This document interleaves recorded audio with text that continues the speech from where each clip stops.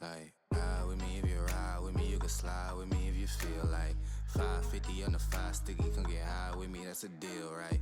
Ride with me if you ride with me, you can slide with me if you feel like 550 on the 5 sticky, come get high with me, that's a deal, right? That's a deal, right? That's a bet, right? That's a bet, right? That's a deal, right? That's a deal, right? That's a bet, right? That's a deal, right? That's a deal, right? That's a bet, right? That's a deal, right? That's a deal, right? Ayy, coming down like precipitation. I ain't never met a limitation. Hater plotting my elimination. Gotta go to Google for the information. I'm a superstar, so I gotta shine. Top dollar be the bottom line. Bottom feeding niggas out of line. Turn your heart rate to a dotted line. Yeah, my zodiac probably dollar sign. Got the energy to win it, my nigga, I'm feeling great. Got a date with destiny, focusing on my fate. I don't give a fuck what you rapping, you been a fake. I'm everything that they ain't, it can't be, it won't be. Wanna see me fall, I can't go, I won't leave. Coming from the block with plain clothes and police. Straight up to the top with bankrolls and rollies. Ride with me if you ride with me, you can slide with me if you feel like 550 on the 5 sticky, come get high with me, that's a deal, right? Ride with me if you ride with me, you can slide with me if you feel like 550 on the 5 sticky, come get high with me, that's a deal, right? That's a deal, right? That's a bet, right? That's a bet, right? That's a deal, right? That's a deal, right? That's a bet, right? That's a deal, right? That's a deal, right? That's a bet, right? That's a deal, right? That's a deal, right? Ayy, 12 can't really stop shit, so I'm still pushing like a mosh pit. Ice dripping, think I'm hot shit. In the yellow bucket with the mop stick. I've been jugging jams like wholesale. Everything must go sell. Hitting bitches with the oh well. Need 100 million on the low scale. On my worst night, I'm the best nigga. Wouldn't mess with you, couldn't cap to him. Homie spotted me like 700, brought 1100 right back to him. If I can't do it, then it ain't real. I just make dollars, I don't make deals. I've been going hard in the paint, still blowing kush clouds till I can't feel like. Ride with me if you ride with me, you can slide with me if you feel like 550 on the 5 sticky, come get high with me, that's a deal, right? Ride with me if you ride with me, you can slide with me if you feel like 550 on the 5 sticky, come get high with me, that's a deal, right? That's a deal, right? That's a bet, right? That's a bet, right? That's a deal, right? That's a deal, right? That's a bet, right? That's a deal, right? That's a deal, right? That's a bet, right? That's a deal, right? That's a deal, right?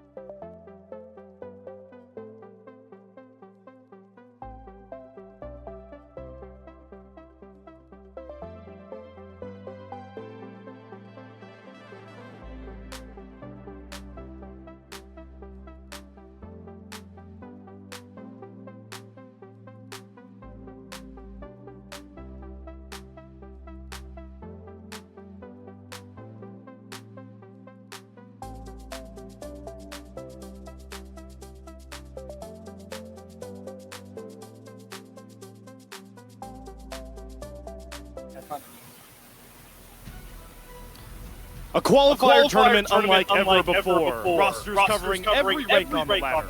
Big-time NA League content creators and the brightest players for the future of our region. At the center of it all tonight, two teams playing for a spot in the NACL. One squad of LCS legends determined to recapture their former stardom, the other constructed solely to destroy them and to keep the past in the history books. 64 teams entered, 2 will advance, all of it captured live tonight on our special edition of Tier 3 Tonight. Welcome in, everybody, to Titan Esports' official coverage of the qualifiers here as we bring you a special look into the qualifier bracket so far. But let's meet the rest of our lovely desk here today as we welcome in Shibby, K-Man, and Alorem here. Guys, Shibby, I'll start with you first here. I mean, it's been a wild bracket. How are we feeling this far in? Oh, excitement. I mean, just pure excitement. We haven't gotten a bracket in a tournament like this. We're getting some upsets already. Yesterday, we're finding ourselves in a precarious position, and I'm happy we're here. Yeah, it's K-Man, is that similar sentiment? Like, how have you reacted to this? Yeah. Truly, this has been everything that we could have wanted out of this tournament. We're talking upsets, we're talking close games, we're talking, players breaking out and really making a name for themselves. This has been just about as good as anyone could have anticipated. Without a doubt. And Lorem, obviously you've seen a lot of these. How are we feeling about the qualifiers so far? Actually pretty nostalgic to me because I feel that this tournament is more similar to the previous NACL format of 2015 and 2016, back when it was just one big OQ, a whole bunch of teams come in. There was no losers bracket, but what usually happened is there's one super team that everyone's really hyped for, and obviously for this one that it's near airport. So I'm feeling like this is bringing me back in the day when I was still young. Well, we appreciate you coming in, bringing your wisdom to this one as we go through a lot of the qualifiers. We'll start, obviously, with our overarching look at where the bracket stands on the lower bracket side and the upper bracket side. Obviously, right now, guys, this is the upper bracket we're looking at right now. So it's definitely not where we expected to be. And Alorem, I'll go here to you first. Obviously, you talked about near airport, but how much of this? How much of the rest of this did you really expect? I can say anybody that did a bracket prediction, I don't think anyone got it right, even close, because a lot of people would say, "Oh yeah, Citadel's going all the way," but it just kind of goes to show that in the OQs, having played in Tier 3 for so long, upsets happen all the time. It's not ever a whack take to say, oh, this guy can upset the other team, because it happens every single time without fail. There's no, maybe the tournament favorite wins, but the top 3, there's usually at least a couple losses that people aren't expecting. Right. So expected, but I'm not surprised. And then K-Man, I mean, just look at the names that are, are blurred out here, like that lost in the matchups even before we got here. That might be more shocking than the top 4 we have now. Absolutely. I mean, you couldn't predict teams like Citadel going out as early as they did. A team like Respawn, going out. There are some really big heavy hitters down in the lower bracket, and I think what that's created is essentially this big old pot of soup down in that lower bracket to see who will be the one to kind of make it out alive. Yeah, and Shibby, I mean, we're going to get into this lower bracket soon. I got to get the Shibby take. Like, how did we get here? Like, how do you think we ended up with this upper bracket? Listen, Slayer, I'm gonna say something that I need everyone to reiterate, keep in their minds. You cannot fake the funk. This is something that I've always felt about. It's impossible to do, regardless of what this bracket looks like. Each of these teams that have entered into this upper bracket, each of the teams that are in that lower bracket side, I mean, you're there because of the product of your practice, the product of who you are. You don't luck into stuff like this, and you don't magically lose, right? There's a reason. So keep that in mind, guys. You cannot fake the funk. Cannot fake the funk, and we're about to get funky fresh here with our pre-show. Introduce a bit of a new thing. We talked about the upper bracket. Lower bracket matchups have been ongoing to get towards this point, so we get a look at the lower bracket as a whole, and we do have a lot of these fun matchups already finished, actually, on this losers bracket side. But, Lorem, I want to go back to you here really quickly before we jump into any of these game alerts. talk about, I know the Respawn team was one that you focused on being down here in this spot when we were looking at this bracket before. Surprised everybody's putting them kind of in the top 3, and they had been working on this team since maybe a couple months before, so I feel like they're actually one of the first teams that were gathering practice, getting a lot of runs in before everybody else. So in theory, they should be a little bit more practiced than everybody else. Of course, in the OQ, it all comes down to game day. The practice you did before is just what you're going to show onto the Rift. But I guess with the matchup that they had of being in the top side of the bracket, everybody saw that, and the top side was way harder than the bottom side. It's no secret. It wasn't a Mickey Mouse bracket. They're playing against a lot of really tough teams. I'm still cheering for them. I played with Chad before. I think Chad's a great jungler, and he's kind of shown that he's obviously tier 2 level over the years of playing in that. I do have some concerns for their bot side. I think it's the weakest side of their team. But if they can kind of get through that, I believe in my boy Chad. I believe in him to make it all the way. We'll have to see what they look like up against some of these other squads. We're getting game alert updates across all of these series. You're going to look here at the end of the Fisher UCI series, Shibby, which was just complete shootout, but it's UCI at it again. Yeah, look, classic collegiate matchup. If I see this in CLOL, if I see this year or next year, it may turn out similar. This is why Fisher is ranked so highly as they take down UCI 2-0. I said it before, I'm going to say it again. The West are frauds. And here we go with the other side of the lower bracket. Here is the Pipilala team shutting down Saving Private Dozer in this one. Alorum looking to make the run from the very bottom of the bracket.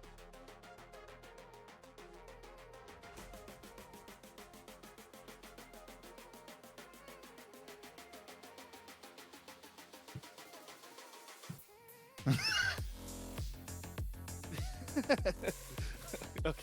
I mean, that's a fair assessment, but they will not be moving on here. It's Citadel and Galaxy Gaming next up here. This one was an absolute slapstick game number 1. But game 2 came in. It really feels like Citadel are hitting that form that they needed to, maybe a bit earlier.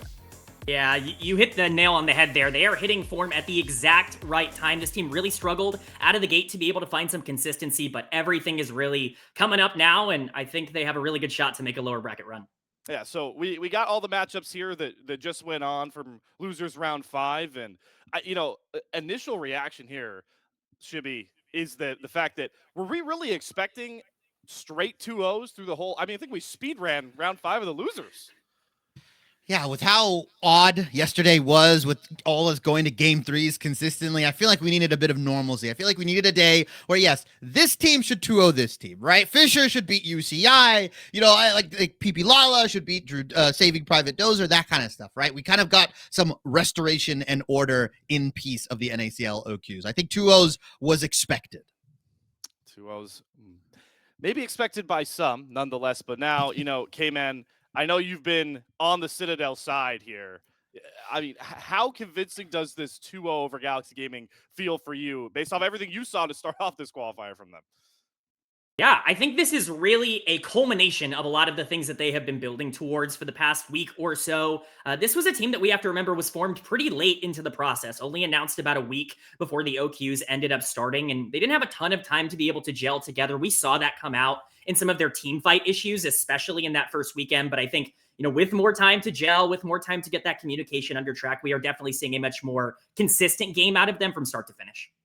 Consistency is going to be key here for Citadel, but we've got a lot of time to talk about how the rest of this qualifiers bracket looks, but this show is here to try and showcase one of the teams promoted to the NACL. So it's time to meet our casters for tonight's Near Airport versus Friendly Fellas matchup. It's Yanni and Quacks. Guys, when we throw you on in here, got to hit me with your keys to success for tonight's matchup while everyone gets to meet you. Absolutely, man. Slayer, thank you so much for introducing us. And friends, my name is Yanni. I'm joined here by Quacks. Quacks, we get to sink our teeth into potentially the marquee matchup of the NACL Open Qualifier, a fearless best of 5 where the winner qualifies to the NACL. Near Airport Doublelifts team going up against the Friendly Fellas, the team built to beat Near Airport. Yep, that's what Wixie said in his tweet, and overall, that has kind of been the consensus on how these guys have operated. You can certainly see shades of them potentially being the kryptonite over toward Double F's team, but honestly, just looking at the players themselves, they are very, very similar in trajectory to some of the Double F teams. Maybe not, or some of the Double F members, maybe not on the sense of, oh, they're tier 1 players, they've gone to Worlds and they've done all this crazy stuff, but they have also been successful in tier 2, right? You know, a lot of people, when they talk about OQs, like to talk about the rookies. They like to talk about the people on the come up. These are people that got a second wind for competition and are looking to get a second flame to reignite their careers. And so that makes it super exciting to see which of these guys is going to get back into that position, who is going to get back into that spot to get into the NACL and really start that journey, or rather restart that journey. Yeah, it's the question of, do the old boys still got it? Or can the tier 2 kids get back by beating some of the North American goats? A couple of first opportunities for some, couple of players like Dunn and Tyson, even TF Blade to a certain extent, who haven't really played at a competitive level into like tier 2. These guys have an opportunity to get in for the first time. Meanwhile, second chances for many. You know, if Griffin gets in, Moose Hater, Wixie, you know, these guys are gunning for it. Of course, everybody over on Near Airport as well, with the star-studded names over there. Quacks, I have to ask, who do you think is going to be the player to watch in this series? Oh, it's got to be Spica, right? I mean, when you talk about players who are looking for that second flame, Spica is a forest fire wanting to reignite his own career, right? Because this is a guy who everyone said would be not just the best jungler, but potentially the best player in the entire tournament, right? Leaps and bounds above the competition. And he has been playing exactly like that, right? There has never been a game where you think, oh, Spica, he seems like he's a little bit behind at this point in time, because he's always been ahead. He's always been on top of things. He is the main carry for Near Airport. And really, this is just one skip in his step here. He not only wants to get into NACL, but I could totally see the aspirations going further, right? Wanting to get back into the LTA, wanting to get back into tier 1. Those aspirations reach far, and this is just the first step in a very long journey for him. The journey is been started. We're potentially at the halfway point if Near Airport are able to come away with a victory. And I love how you mentioned that while there have been a lot of good players in this tournament, that Speak has been tearing it up, but we will have an opportunity to talk about some of these other good players that are still hanging around down in the lower bracket. You know, the other match that we have in the upper bracket as well. So we're going to toss it back to the desk as they discuss all of the ongoings of the NACL Open Qualifier, and they'll even dig into our matchup tonight. We'll see you guys, myself and Quacks, in, you know, about 45 minutes when the game starts. Yeah, those casters, they'll get their time to shine here. We're all about the desk, previewing the matchup for them. And Alorm, I want to go to you here, you know, talking about the keys that you heard from our casters. What really sticks out to you for this matchup, Near Airport versus Friendly Fellas? Well, I think they made a big point of bringing up Spica because I think he's kind of the shining. Obviously, there are a lot of very good players on Near Airport, but Spica in particular has been, I think, a head and shoulders above everyone else. That being said, I do think Griffin is up to the task. I've played with him a lot. He's a great player. My focus really is on the mid lane because Pobelter, I've always held a very high respect for Pobelter. I think he's a great player. And I think a lot of people will have a few questions about whether Dunn can handle Pobelter as the series goes on, because in a best of 5, you would expect someone like Dunn, who has been a Victor main for so long, what is he going to do as those control mages go further down and down? I think they're both similar players in the fact that they like control mages a lot, but I do think that Pobelter has the advantage in this one. Well, those are two. Mid jungle be fun to look out for in this one, but we don't want to get too ahead of ourselves. I want to make sure we really soak in the road to get here, guys, and make sure to really illustrate like the teams some of these squads have beaten to get here. And Shibby, I'm going to steal a bit of your lingo here. The journey for these teams like Dog Fans, AMI, Friendly Fellas, like it just cannot be faked. This is a legit run that they ran on to get to this point. Yeah, I mean, Dog Fans came in beating Gravity and so on and so forth. So I think there's a lot of funk that can't be faked here. No, really, really can't be. But K-Men, looking up at our other side matchup, Dog Fans versus AMI. I I mean, what really excites you going into this one? Well, I think this is a really interesting matchup on paper because when I look at both of these teams, I see just how much both of them want to prioritize objective control and just how much that is really the core identity of both of these teams. Apex has the highest Dragon priority in the entire tournament. They're very happy to play for a sole win condition. Dog fans' objective control has been excellent. King Clueless, very much someone who really prioritizes that. And so really what jumps out to me is just whoever's going to be able to control a lot of those mid-game skirmishes is likely going to be able to generate quite an advantage there. And then, Lauren, for you on this side of the matchup, talk to me about some of these players in this one that you've had some time playing against, playing with through your many years in the qualifiers. I'm kind of in agreement. I actually am pretty high on King Clueless. I think that he's pretty good over the years in solo queue. I've played with him. He always has really great performances. And on top of all of that, I think a lot of people that have been around for a while are kind of cheering for Pacus to win because Pacus has been at it for, a pretty long time. And yeah. I think a lot of people really want to see him win. If we want to see Pacus in tier 2 and see what he can do there. So I'm kind of hoping for that. Well, we'll have to see if Pacus can get the job done here. And, one name we didn't mention that I think Shibby's kind of a fan of this guy, but how about Shibby, this low jazz guy for AMI? My brothers and sisters, we are the lucky ones.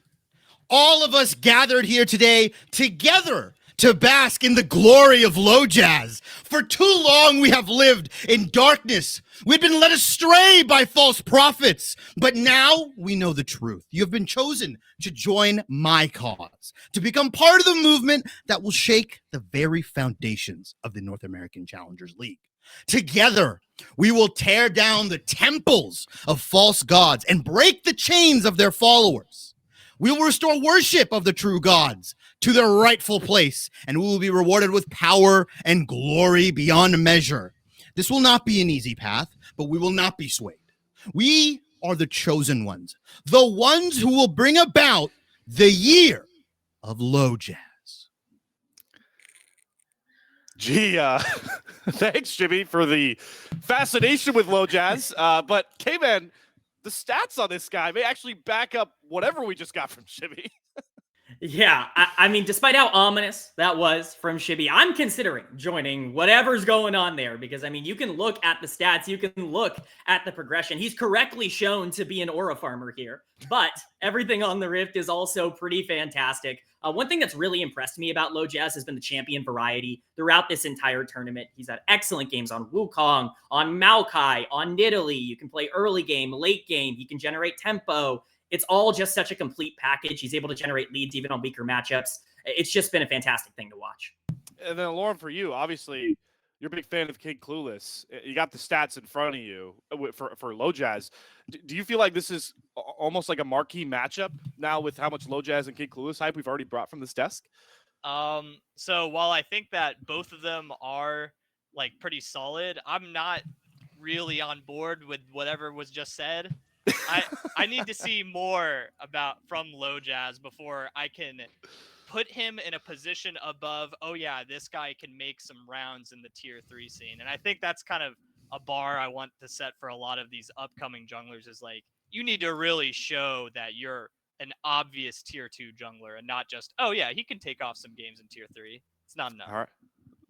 Yeah, that's a good way to grade it. And hey, we'll be finding out and updating you live on the other series as we go through here on Titan Esports. But that is enough love, in my opinion, for the junglers, especially coming from Shipster there as a jungle player. Let's talk about a guy who's put in a bid potentially for MVP of this tournament, K-Man. Talk to me about the ADC Nightstar on the other side of this matchup. Yeah, Nightstar has been about as good as you could possibly ask for. He's been one of the most consistent carries in the entire tournament. And I think what, again, really impresses me specifically for him is oftentimes you see AD carries have to trade either aggressive tendencies, getting caught out a bit more than normal in order to make those kinds of impacts at this level. But he doesn't have to sacrifice that safety. His positioning, his timing, they're elite qualities for him. He's able to dominate skirmishes in the bot lane, team fights, and they often utilize that to win those bot lane 2v2s. One of the scariest things that you have to play into when it comes to Nightstar, if you make a mistake around him, he will capitalize. One of the most dangerous players to go into it this entire tournament. And honestly, if you're not awake yet on Nightstar, you definitely should be. He has absolutely been one of the best players here in Tier 3. And then, Lauren, to go back to you here, like obviously you played against Nightstar. I know you're a big fan of Nightstar for a while now. I actually think Nightstar is the best player on their team by a pretty wide margin. There we go. There were a couple years ago, or it might have been 2 years ago now. If Nightstar, you're watching this, you might have to correct me. I came into your stream while you're in Korea grinding and saying, I've got my eye on you. Because I had this feeling watching him playing on other OQ teams before he started being on a winning roster, for a lack of a better words. Now that he's on more of a winning roster right now, he's able to shine more. And, I just say I predicted this years ago. Yeah, you have been completely tapped in, and Nightstar has definitely been performing exactly to standards so far. So, hey, that's the other side of the matchup here, right? So we've got the AMI side up against the Dog fans. Obviously, though, we will have to get to and break down this near airport friendly fellas broadcast that you are going to get live here on Titan Esports. But before we get into all that, we're going to take just a short break. On the other side, break down our matchup with an NACL spot on the line.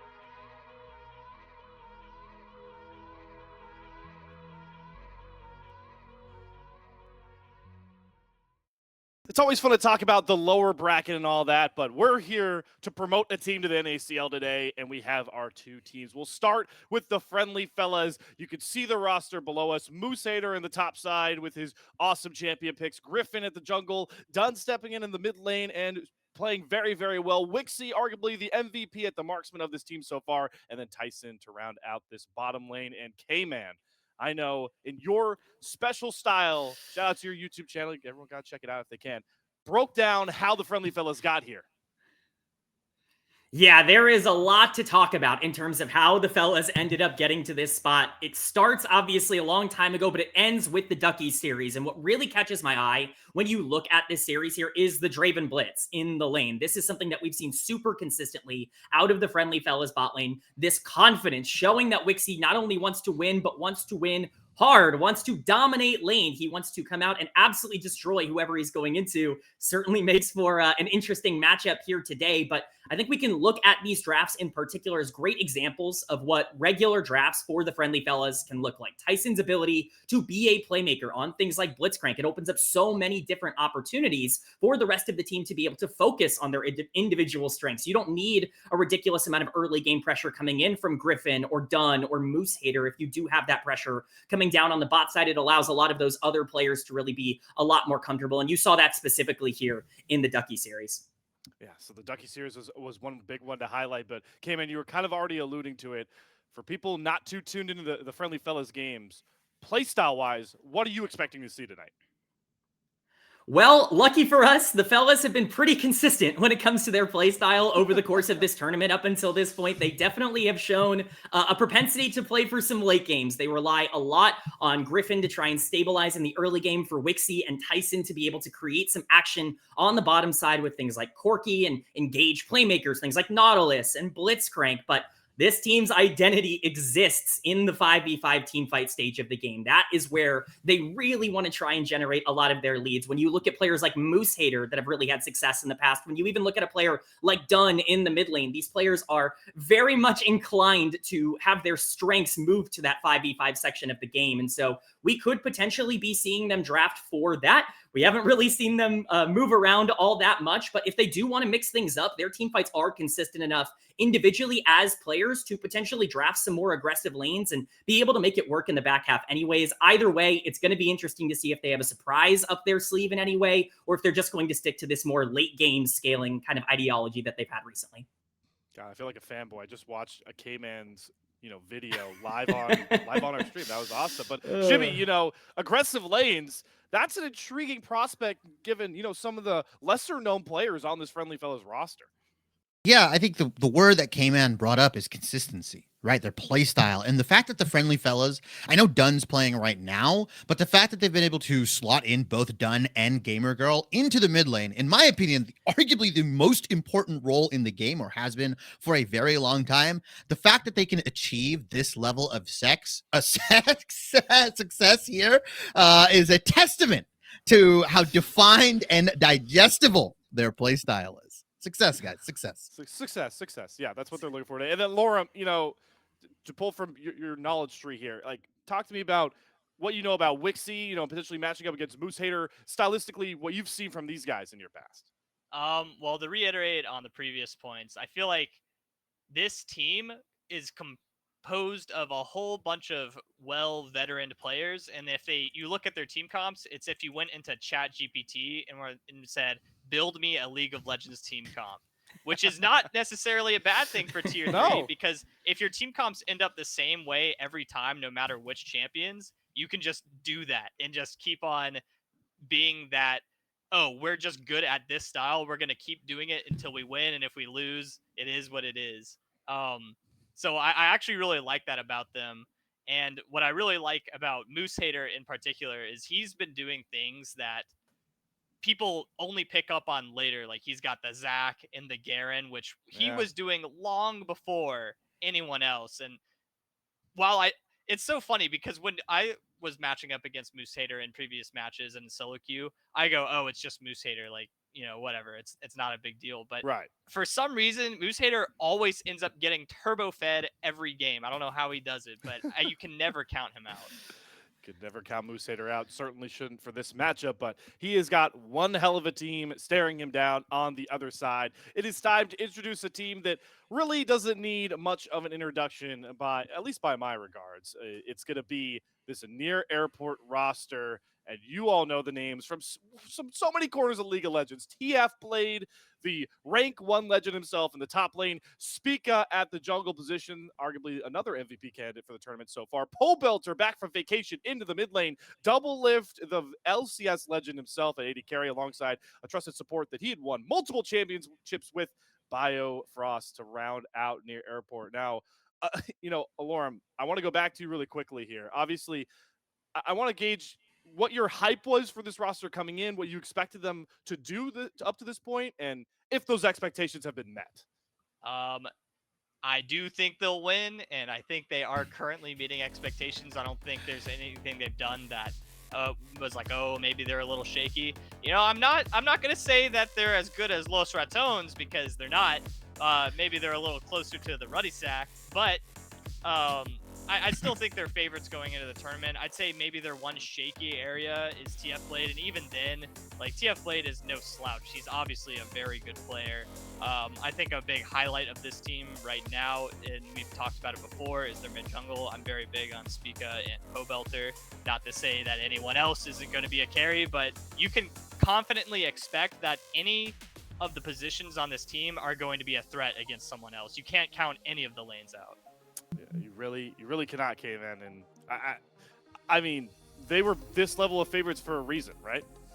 Oh, definitely. Like, it's no secret. Near Airport were the big favorites coming into this tournament. The expectations were sky high for this team, and somehow, some way, it seems that they have met them. They don't have the easiest road in the entire world. They didn't have the easiest side of the bracket. They had to take down teams like Respawn and UCI to get here, but there's actually been very little resistance to their strengths, which has impressed me a ton. And then Chibi, I mean, this is partly why people expected so much success from this team, right? I mean, the trophy case for some of these players, we're struggling to fit it in on this graphic. Yeah, pedigree is all I have to say here. I think the better question isn't to ask, like, oh, what are these players going to do? How are they going to match up? It's, can they even break a sweat in Tier 3? Is there enough strength, enough resistance in the Tier 3 ecosystem where some of the best teams have been gathered from Tier 2 and Tier 3 to create this promotion level tournament? And so far, these guys have just been breezing through it. Right? Is that championship pedigree? Is that cool mental? I couldn't tell you, but I think those are better questions to ask you. Yeah, and Kevin, just to dive a bit more into the matchup, I mean, you heard some of what Alorum was talking about, how some of these guys are just, stylistically so hard to really match up with. Looking in, as we start to break down this matchup in all of its entirety, what are some of these guys that have been standing out to you the most on the near airport side? Well, honestly, I'm going to have to echo Alorum a little bit here. Pobelter has really stood out to me in a very positive way for near airport so far. He's been excellent in mid lane as a stabilizing presence for the team. It just really creates and kind of complements a lot of the skill sets. Spica can be that really aggressive jungle. Biofrost can be this big playmaker, but Pobelter is kind of that rock in the mid lane that you can really rely on. He's going to be good in a lot of these team fights. And I think he's really been kind of an anchor for them. But because of that, a key point for me will be how this team responds to potentially not having some of the early game pressure that they've had. We haven't really seen them struggle in that way. So I'm interested to see from a playstyle perspective how that ends up working. We'll have to see. But before we can get there, folks, we're going to go back to another short intermission. On the other side, we're going to take maybe a little bit bigger of a look at how some of those quick series ended up in the lower bracket, and then really get into the nitty-gritty of these head-to-head matchups between Near Airport and Friendly Fellows across all of the lanes. We'll be back with all that in a short few.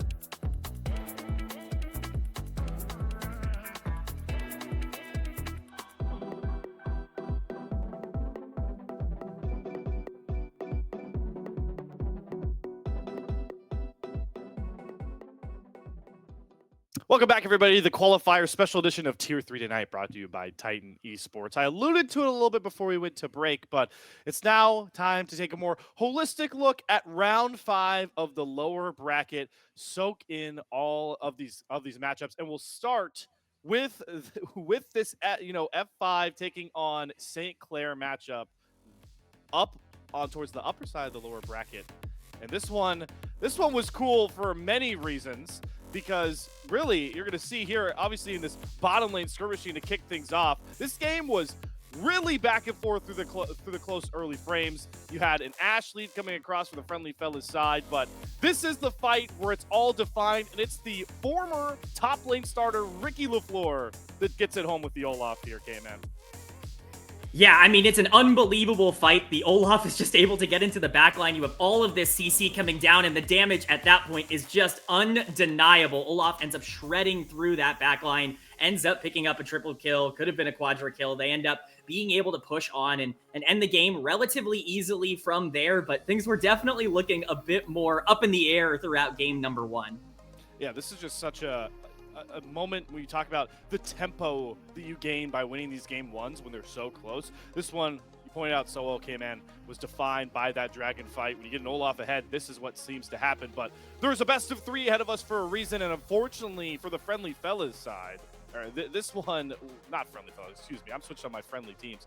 The St. Clair kind of just drubbed this one, and it was awesome to see Flocon on his way, and this Lilia from Maddie. These are staple champions for the St. Clair roster that is still alive and well in the lower bracket. Absolutely. I mean, Flocon has been absolutely unreal throughout this tournament.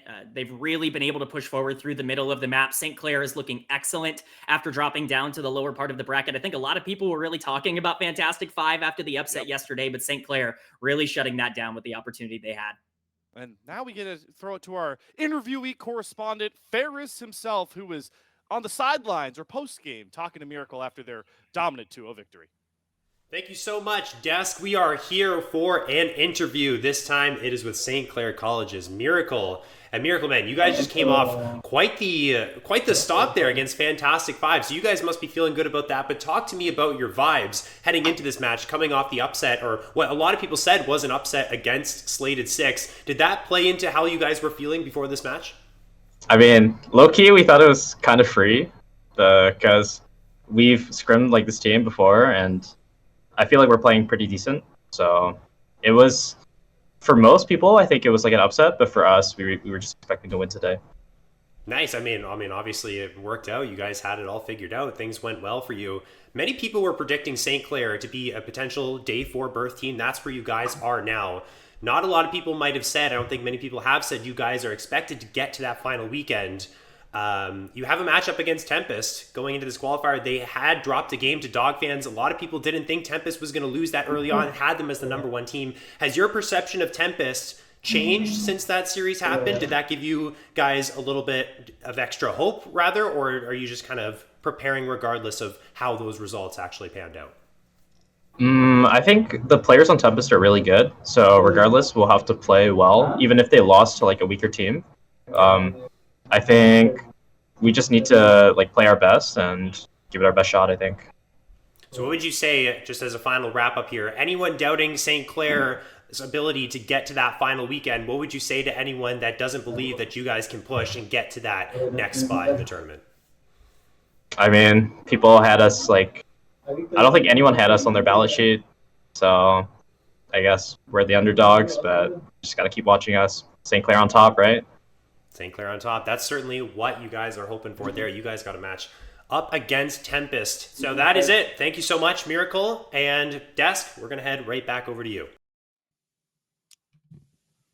Thank you so much, Ferris. There is one collegiate team still alive. Well, more than one, but St. Clair are moving on. We had a collegiate battle on the other side of the lower bracket here. Let's take a look into the UCI versus Fisher College matchup. This one was the classic East versus West. I mean, I don't think you could, geographically across the U.S. get more opposed from sides. SoCal all the way over to the Eastern Seaboard. And this one was an absolute slugfest right out the gate, Jimmy.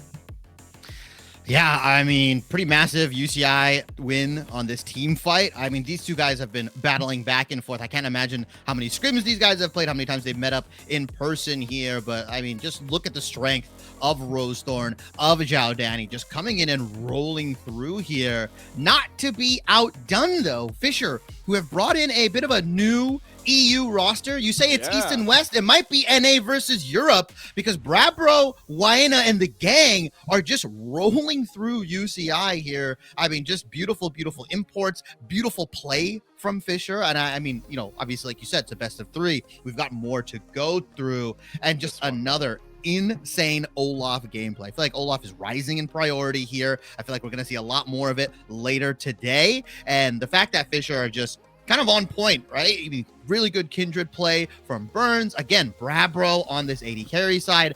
Very, very good Xayah gameplay. Not to be outdone, though, UCI having kind of trading blows back and forth. This final game, insane. Yeah. Absolutely crazy too, right? I mean, just looking at from Fisher's side, just doing insane work here, you know, with their EU imports, how they're fighting UCI. I mean, a classic collegiate matchup. I'm excited for later on this year when they inevitably face off again. Yeah, I mean, it's a foregone conclusion, but now we do have an idea of the matchups ahead in this lower bracket. So really quickly, Alorum, you know, looking at these future matchups, Tempest versus St. Clair, we already, or actually, St. Clair taking on Tempest, Dorado Gaming, Fisher College, Respawn and Citadel. I mean, is that the one that sticks out to you, Alorum? I think for most people it will be. Those are one of the 2 top 3 teams in the entire tournament. You could say near Airport, Citadel, Respawn, your top 3, and you wouldn't be crazy. And the fact that one of them is not going to make it is going to be a pretty big deal for everybody. I got to give it a little bit more towards Citadel. I think Respawn's been a little shaky. Not that Citadel hasn't. We've seen that they're in the losers bracket for a reason. We know they're not gods. They can fall just as easy as everyone else. So that one's going to be a really interesting game. I also think on the top side of that losers bracket, when we're going to Tempest to St. Clair, I think that one's going to be a strict hands difference. I say this a lot about the top collegiate teams, other than maybe Maryville. Sometimes it just feels like whoever's got the better hands, and we saw it in this extremely bloody game. At the end of the day, it was whoever's just winning a team fight. There was no crazy, disgusting macro move that was like, oh my, wow, like they completely outmaneuvered him. It was just a strict, we win this team fight, we're going to win the game.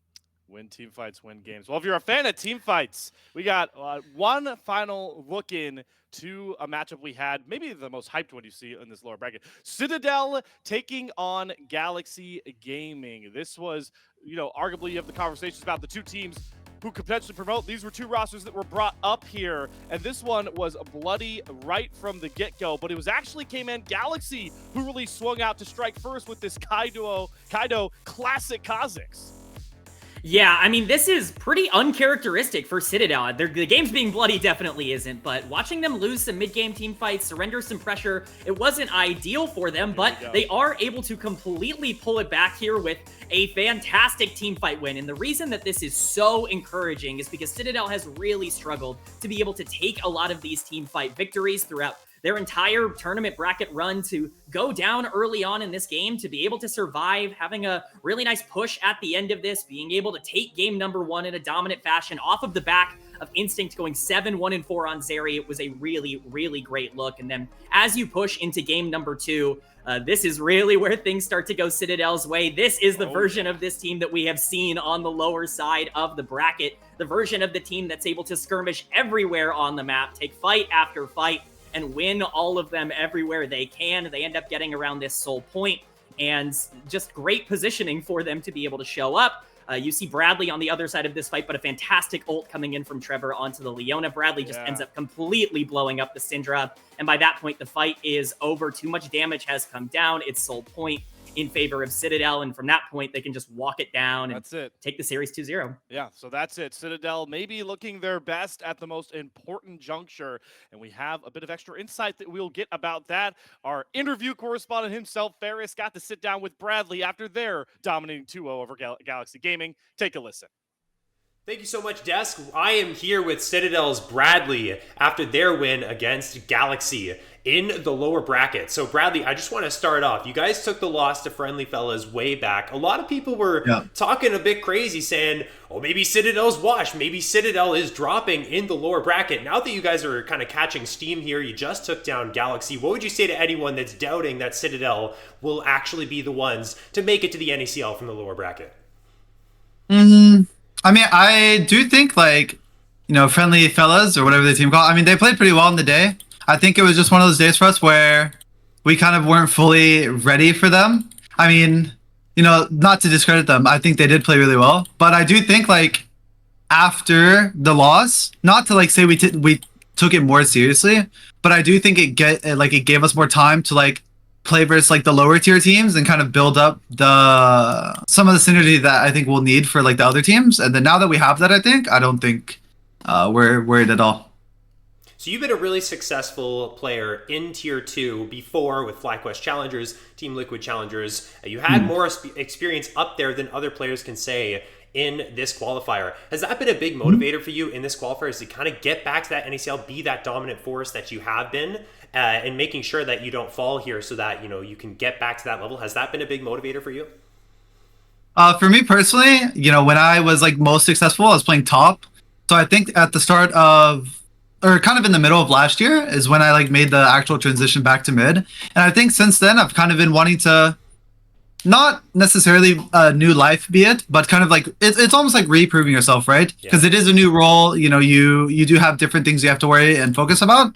But I do think, like, the advantage that I have playing in NACL in general is definitely helpful, and it's motivating because certain things about the game can just be really easy, you know, lane rotations, macro decisions, you know, it's really easy to comp that. And especially with someone who I've already played with before and, like, you know, won the entirety of NACL with before, I know exactly how he likes to play just for playing with them and winning with them. So it's definitely been pretty easy and motivating. Yeah.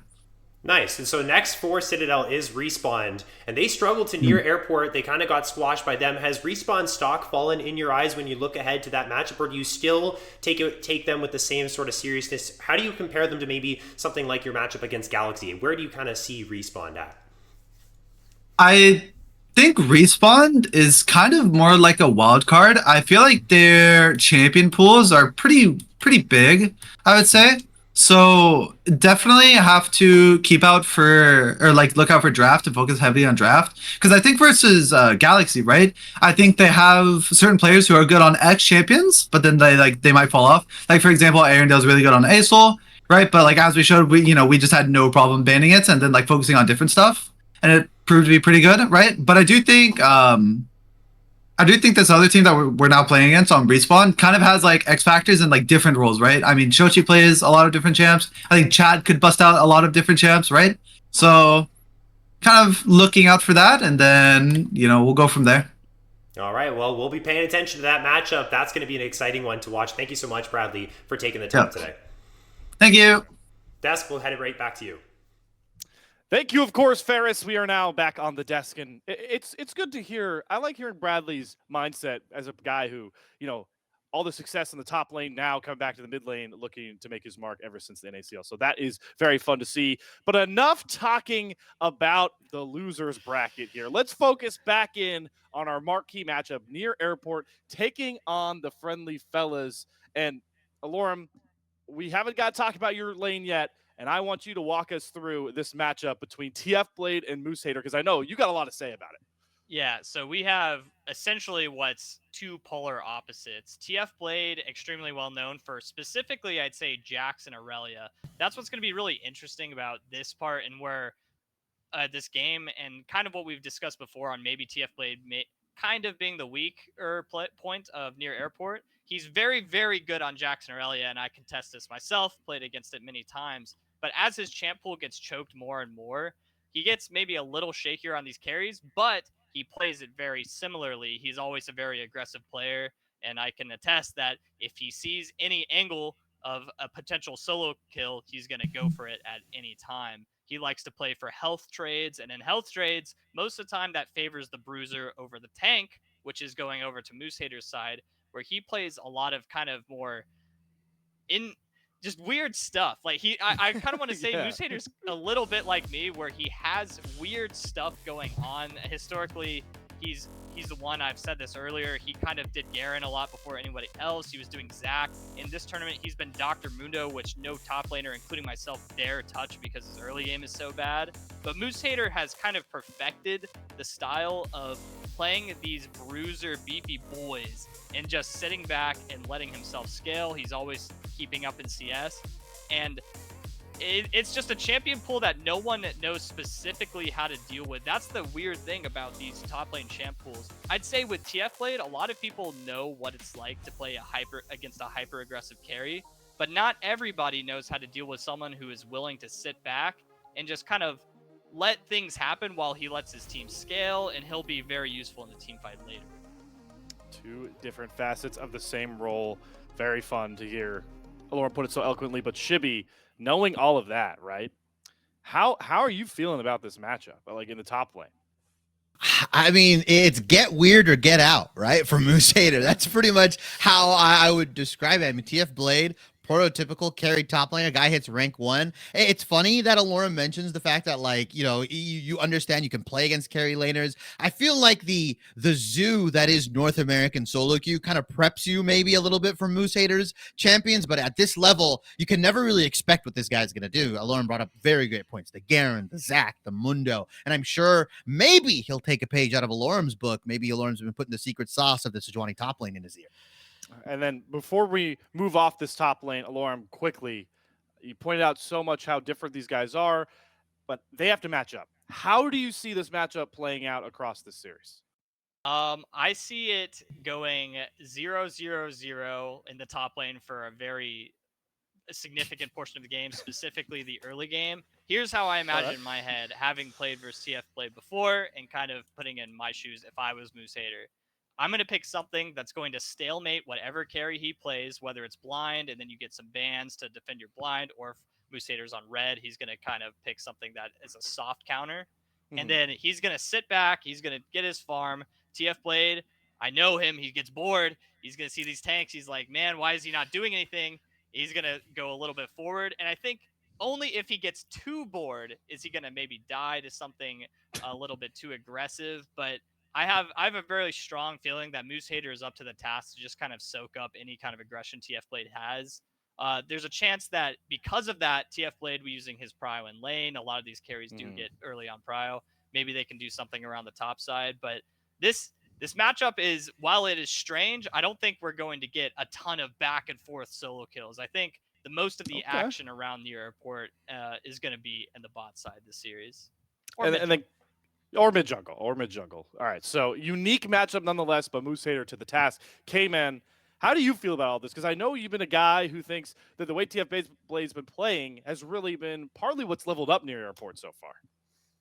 Yeah, I think there is a lot to discuss when it comes to near airport, but I think TF Blade gets lost in the shuffle sometimes in terms of this conversation that we have. We have all of these champions and all of these different positions. You have Spica and Double Lift and Biofrost who have all won together. You've got Pobelter and Double Lift who have won together, but TF Blade, I think, is really what turns this team from like a really good team with some weaknesses to like a 5-headed monster, because TF Blade is the kind of player that really can take over a game if you leave him alone, if you're not prepared to be able to deal with him. We've seen that regularly throughout the early parts of this bracket, is the teams that didn't have top laners that were able to go toe-to-toe with TF Blade instantly lost on that side of the map, and it makes it even more difficult to stop the already expert players everywhere else. All right, so the vibe that I'm getting here, it sounds like in so many ways, Moose Hater and TF Blade are two, like, you know, it's the mix of like oil and water. Just does not work stylistically. My question should be for you is, we talk about another marquee matchup. Is that the same sentiment shared for, say, Wixie versus Double Lift? If Moose Hater and TF Blade are oil and water, then Wixie and DL are two bullet trains coming onto a collision course against each other. As we get into this highlight package, right? I mean, these guys, they fulfill everything you know, all the stereotypes you know about AD carries.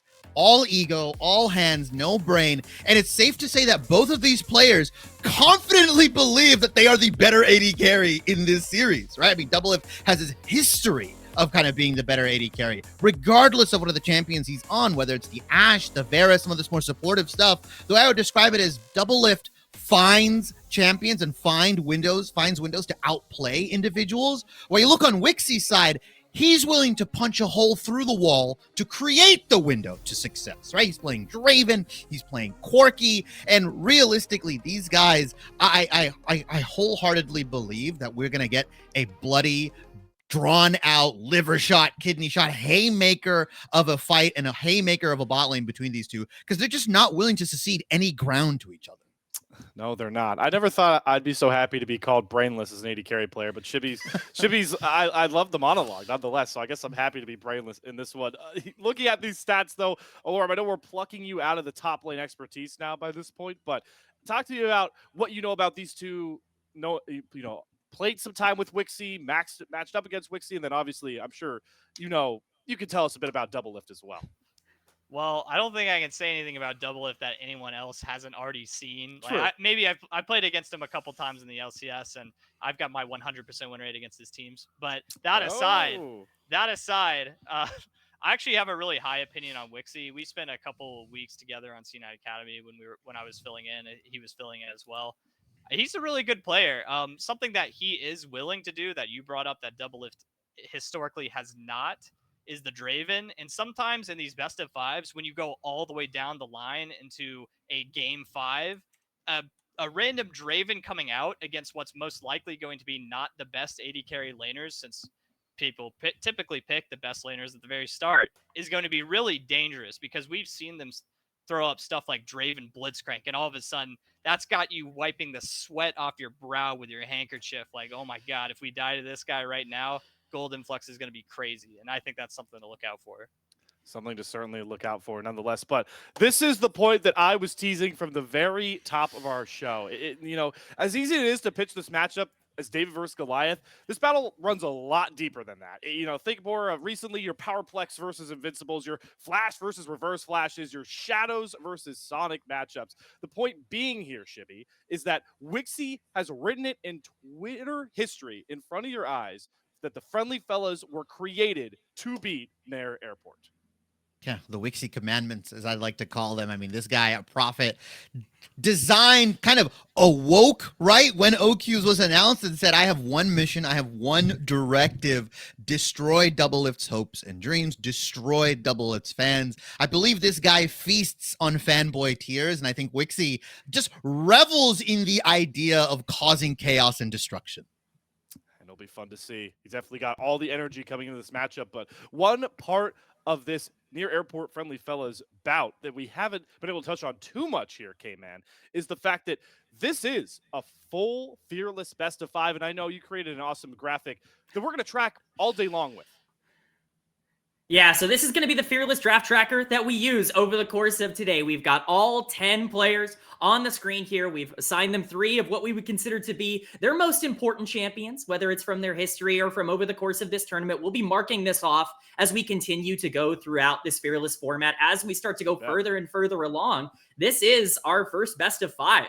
For a lot of these players, it's really going to be the first big test for them at this tournament. I think one of the things I really want to point to at the start here is going to be the mid lane, because the champion pools are not all that different between these two players. Dunn and Pobelter both are kind of coming from similar perspectives. I expect the Victor to be very high priority. I imagine whichever gets taken off the board in that regard is a huge, huge thing in that favor. Azir is going to be a big priority. Things like Orianna, Syndra, control mages. That's going to be the name of the game in the middle of the map. And, we'll see how that ends up tracking throughout the rest of the series.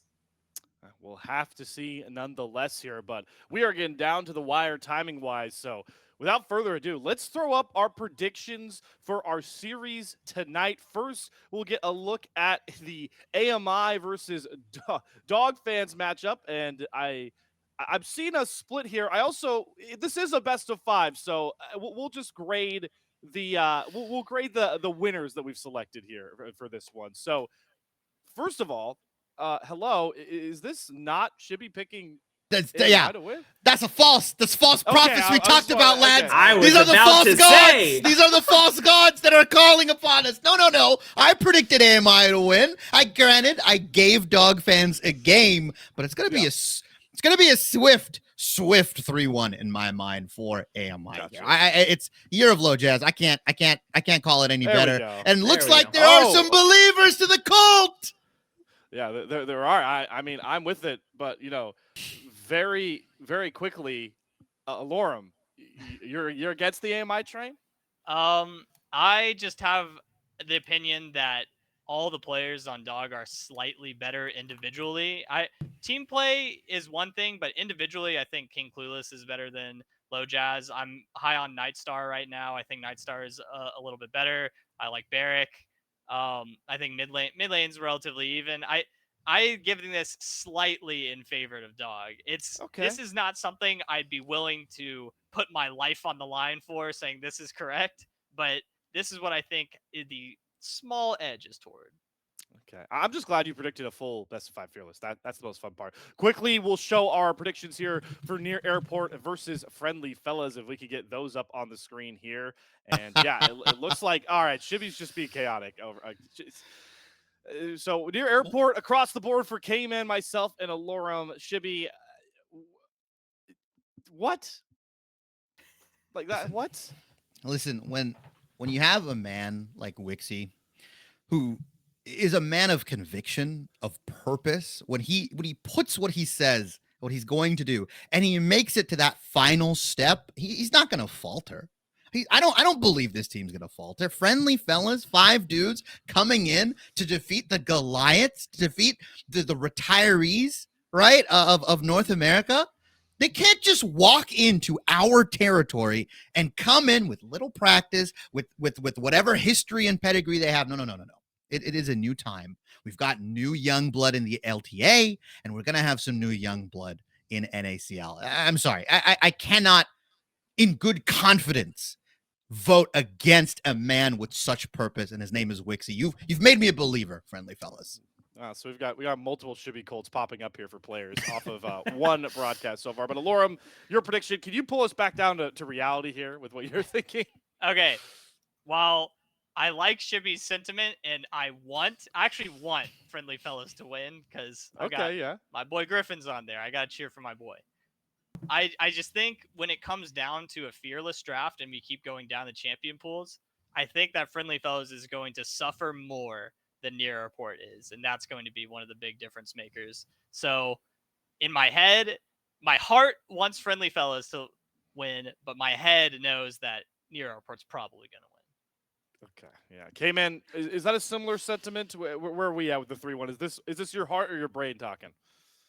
This is definitely the brain. The brain has led me to this path. But at the end of the day, really, I agree with Alorum in a lot of ways here, where the champion pool is definitely a bit of a concern for me, especially going to full fearless. Now, Near Airport has definitely not shown that they have a crazy deep champion pool for this tournament in particular. Obviously, these players have a ridiculous history of, showing that they can play almost anything, but 2 zeros across the board get you a lot of leeway going into these rounds. But I think what really seals the deal for me is, at the end of the day, I think the early games of Near Airport have just been so good, and I'm not quite sure that Friendly Fellas are going to be able to survive them. All right, well, we've taken you through the lower bracket, the games we missed, the upper bracket to this point, and the matchup, Near Airport versus Friendly Fellas. It's been an honor and a pleasure to chop it up on the desk, but it's time for us to sign off here and bring the action to you. So without further ado, incoming for an NACL spot at the Tier 2 level in North America, it's Near Airport, Friendly Fellas, best of 5 fearless. Let's kick this damn thing off. The NACL Open Qualifier, a place where future greats and legends of old have gathered for a shot at glory, for a chance to not only compete in Tier 2, but a chance to earn a spot on NA's biggest stage, just like others have done before them. An event that started with 64 teams has been dwindled down to 12, with just 3 slots in the Challengers League up for grabs. One of those slots will be claimed tonight.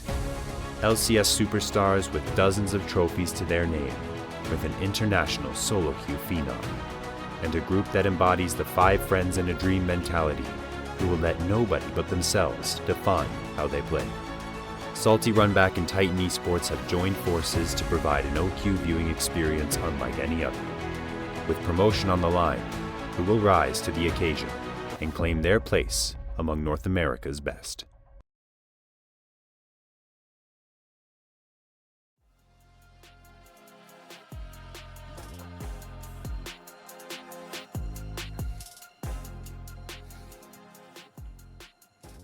Hello, everybody. Welcome in near airport, friendly fellas. We're getting ready for the first game of this best of 5 fearless set. The winner goes to the NACL. The loser will have to fight through the lower bracket in an effort to get that coveted last spot. But both of these teams looking for a shot at glory, redemption for some, a new opportunity for others. Yep, absolutely. We've got a mix of veterans and obviously new players on toward the mix, both for both of these teams. But predominantly, this story, Yanni, really is about these older players, right? Them having that sort of second win to compete. And now this promotion into the NACL would be that second fire, sort of to reignite those careers that have had a bit of a break, right? Doublelift retired a little over a year ago, right? I believe it was in like the latter, like last month, I believe, of 2023. And then you've obviously had players like Wixie, like Moose Hater, like, you know, Griffin, who have been kind of on and off with competition over the past year, or, you know, potentially even longer. Some of them, like Griffin, have been coaches more than players. So it's really going to be interesting to see these guys who have had such long and storied careers and which one of them will kick off those careers yet again with an entrance into Tier 2 League of Legends. Yeah, and if you are a Friendly Fellas fan, listen, it's going to be tough. If there is a team that can take down near airport, it's going to be this one, though. Yep. Because they've killed all of your favorites. Porsche, Will, Sudsy, Philip, Armeo, Bradley, Instinct, Lunacia, NXI, Meech, Vacant, RJS, Enthralled have all fallen before the Friendly Fellas. Friendly Fellas. But on the other side, Quacks, 15 combined Worlds appearances, dude. That's a lot.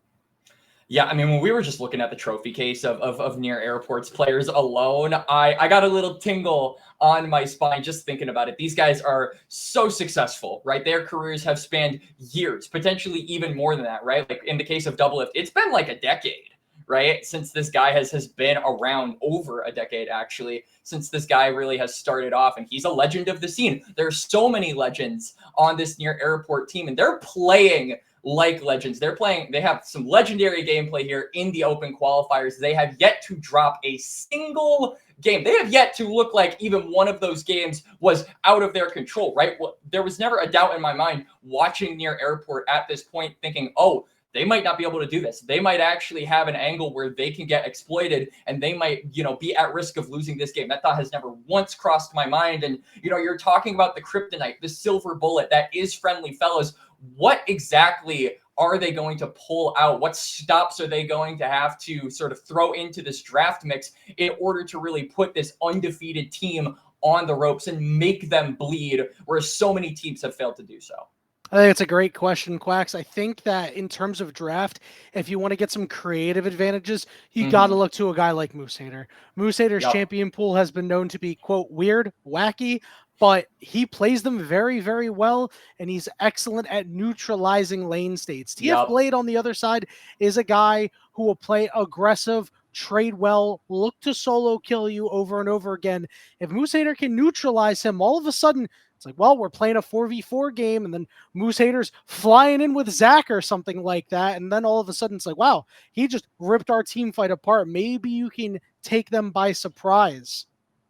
Yeah, absolutely. I mean, when we talk about Moose Hater, really the best thing that he has done this entire open qualifier is sterilize the lane state, right? He's made it impossible to get an advantage over him. He's also soaked up a ton of pressure. I cannot tell you the amount of failed dives on this guy that so many teams have attempted to do and just haven't been able to kill him, right? Whether he's on that Zach, whether he's on that Mundo, he heals up too much and he is just able to survive anything you throw at him. So I feel like this extends beyond, you know, potentially TF Blade struggling to get a solo kill and potentially near airport struggling to, you know, when they have Spica or Biofrost up toward that top lane, them trying to take him down. And if those three players, if they group up and they aren't able to kill Moose Hater, then I think really one of the other huge advantages and one of the things that the Friendly Fellas are, you know, so good at doing in their games is making those cross map plays, right? Fail dive onto Moose Hater. Okay, well, let's take the dragon. Let's take this bot turret. Let's make our own dive on the bot lane potentially, and let's be successful at that. That has been one of their traits, but sort of another trait that I want to talk about, Yanni, is those lane swaps. Friendly Fellas, love to lane swap, right? And obviously lane swaps and the strategies surrounding it have been hit in the most recent patch, so we haven't seen it instantly happen, right? We haven't, from minute one seen Wixie and Tyson up toward that top side, but we have seen them, around that 7-minute mark really start to spice things up. And so I do think that this strategy could throw a very aggressive laner like TF Blade for us somewhat of a loop, because right as he's about to, get that first component for his first item, he's going to have to be in a 2v1 situation, which he doesn't want to find himself in. Yeah, it seems like the friendly fellows really like going for that first rotation of grubs, really like putting the screws to teams by saying, hey, you know what, we'll be the ones to make the first move. But if you're near airport, they've done such a good job at grub control because they know even if they get one, TF Blade is going to use it so well because of his incredible split pushing prowess. So Quacks, all of a sudden, this means that 6-7 minutes into the game, if near airport says, well, we don't want to trade, we just want to fight, we could see some really explosive team fights. Now, I am getting word that we have a slight delay. Somebody's internet died. Not to worry. That's exactly what we have the desk for. We're going to go throw it back to Slayer and friends for a little bit more insight on the OQs.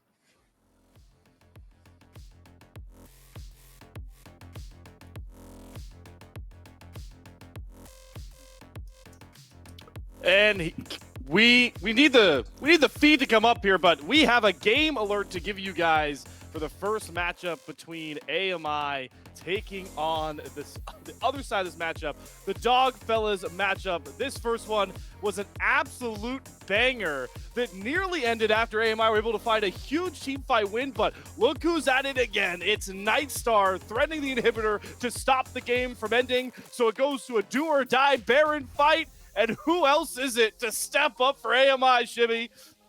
Oh man, the year of low jazz. When it's common time to clutch, when it comes time, when the pressure is on, I mean, just you can rely on the hands, the feet, the muscles of low jazz to take you through this grueling series here. And with that, look at this.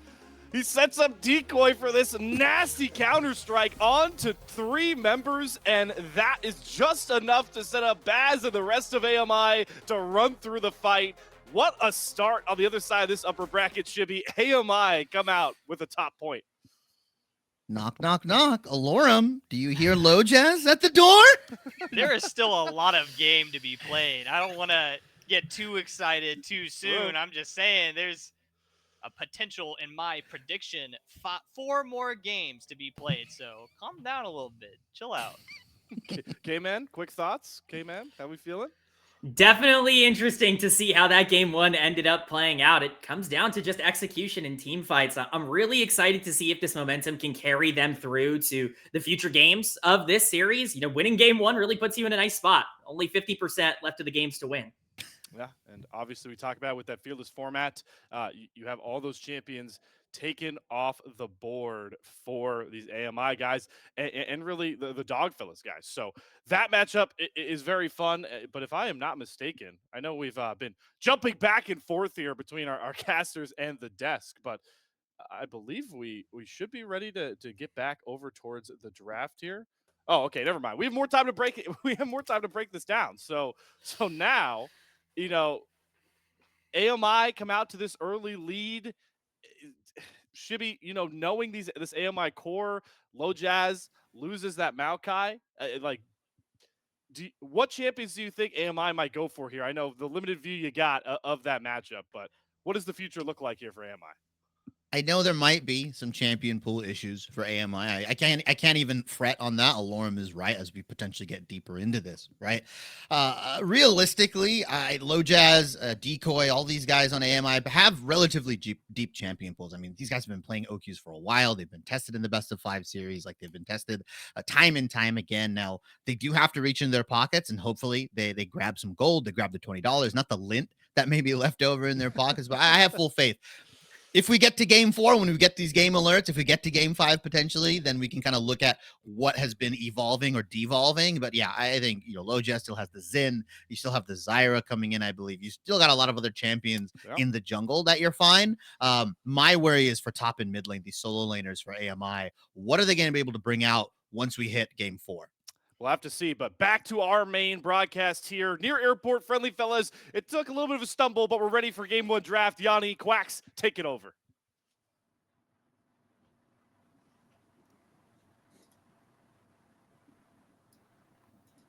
All right, let's get the screen share and we're good.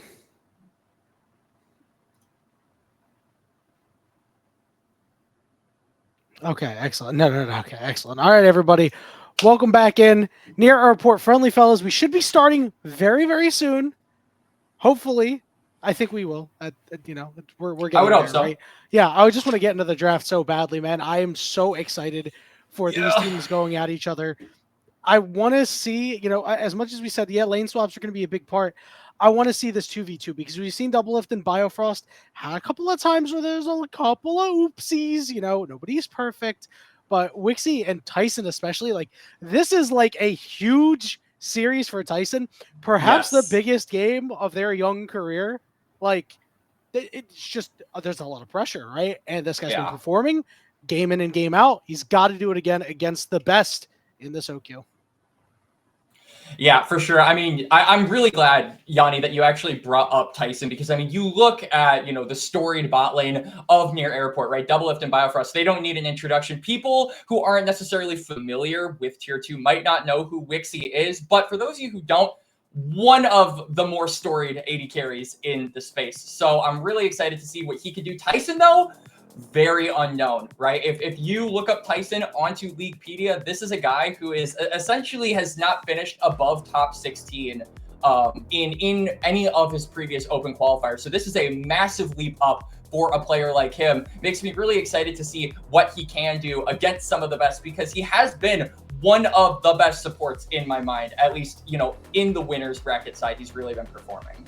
He's got to prove it once more. We are into picks and bans, Quacks, and already you're seeing the respect thrown the way of Moose Hater. Garen is gone. Zach is gone. On the other side, they're just banning out all these top laners, man. And Bessa, Jax, like, they know that, all right, we're just going to take the top laners out of the game. We may as well just play 4v4. Yeah. I mean, they're really just trying to make sure that TF Blade can't get a bunch of his, very strong picks in the top lane. The Jax has basically been permabanned away from him, so much so that they're going to ban it twice. So I didn't know that was possible. But Jax is going to actually get taken off the board twice, along with the Two Jaxes? Two Jaxes. Oh no! Are you old enough to know that meme? Yeah, the two I don't Shens know. meme? Jax. No, I don't think I am. But I don't think you don't know about the two Shens meme. The two Shens meme? No. Yeah. Okay, yeah. The two Shens meme. That's something we got to talk about ourselves later. It is actually Zyra. I think that's a really good ban because of what Speak has been able to do in the early game. Already have a couple of picks locked in. Victor going to go over to Pobelter. That's a takeaway from Dunn. And we're going to see on the other side Corky and Rise, who's been very popular in the foreign leagues like the LPL and even the LCK. Yep. I mean, Dunn has also played Rise in the past, so this is not, a new thing for him. He's been really good at a lot of those control mages, the Syndra, the Orianna, but he's also been able to throw in some artillery mages. Rise, obviously, the most recent example, and really has been performing on champions like that. So I'm excited to see what he can do going up against Pobelter in that Victor matchup. And right out of the gate, we have a Darius lock-in here, Yanni. I don't know how much solo queue you've been playing recently, my friend, but this pick, not only is it decent in top lane, Darius is a great lane counterpart and a very, very prevalent side lane threat, but the real magic is when he gets locked in that jungle right now. I never thought I'd see the day where in a competitive game with actual pretty high stakes, we're like, yeah, Darius gets locked in on first rotation and it's a top jungle flex. Like, If you told a Victorian child that, their head would explode. Like, they would not be able to conceptualize that. We see the Rel get locked in over on the side of the friendly guys, over for friendly fellas. And you know what? I think it's really good. I think it kind of ties together what they're trying to do. We're already seeing them ban out some supports that are trying to stop what they want to do this point. Yeah, but not a ton of attention has been paid up toward that top lane by Near Airport. So you still do have, obviously, some of those lane sterilizers available for Moose Hater. And I imagine, yeah, they're going to save that top lane pick for B5. They also really just want to get a handle on where this Darius could be going. It's most likely going to go in the jungle. And so I think the response is appropriate. The Nocturne is really good at being able to make some of those cross-map plays, especially with champions like the Rise. You can also teleport with your Nocturne. So the ability for Friendly Fellows to get a jump on certain key points of the map or really take near airport by surprise certainly is there with those ultimates. We're going to see the Renekton get locked in, so that'll be headed to the top lane. This will be a Darius jungle, and Quacks, I like what Near Airport has put together. They do have a bit of short range when it comes to Darius and the Renekton, but they also have the long range with the Victor and the Varus. It's going to be so hard for Friendly Fellows to fight through this, but we are seeing Dr. Mundo come through for Moosehater here in game 1. Yeah, so the Mundo, Alorum talked a little bit about this when they were sort of running down the line of champion pool picks that both of these top laners played, and obviously one of the most prevalent is that Mundo, very, very weak in the early phases, right? I think Alorum was definitely correct on that, that point where Mundo doesn't have a ton he can do early on, and Renekton, obviously one of those champions that, especially once he, hits levels 4 through 6, can really start to bully you out in the laning phase. Once that Dominus comes up, you run the other way. It doesn't matter what top laner you are. You just turn, you walk away, and because you want nothing to do with that crocodile, that angry crocodile. So I do think that it's really going to be a question of how does Moosehater play this laning phase, right? Because you are going to be on the receiving end of a beating. You are one of the best players when it comes to, receiving that punishment and being able to still be relevant later down the line. And I do think it is a good comp for Friendly Fellows at the end of the day, because even if you punish this Mundo, he can still be relevant. And you look across the board,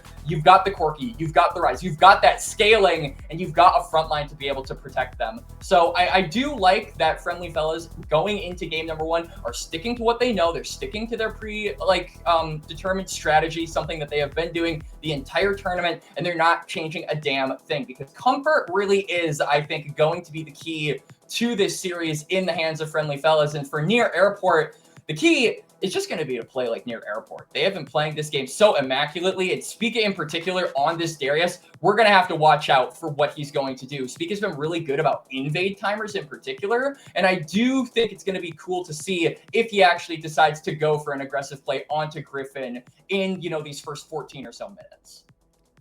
Fans of Tier 3.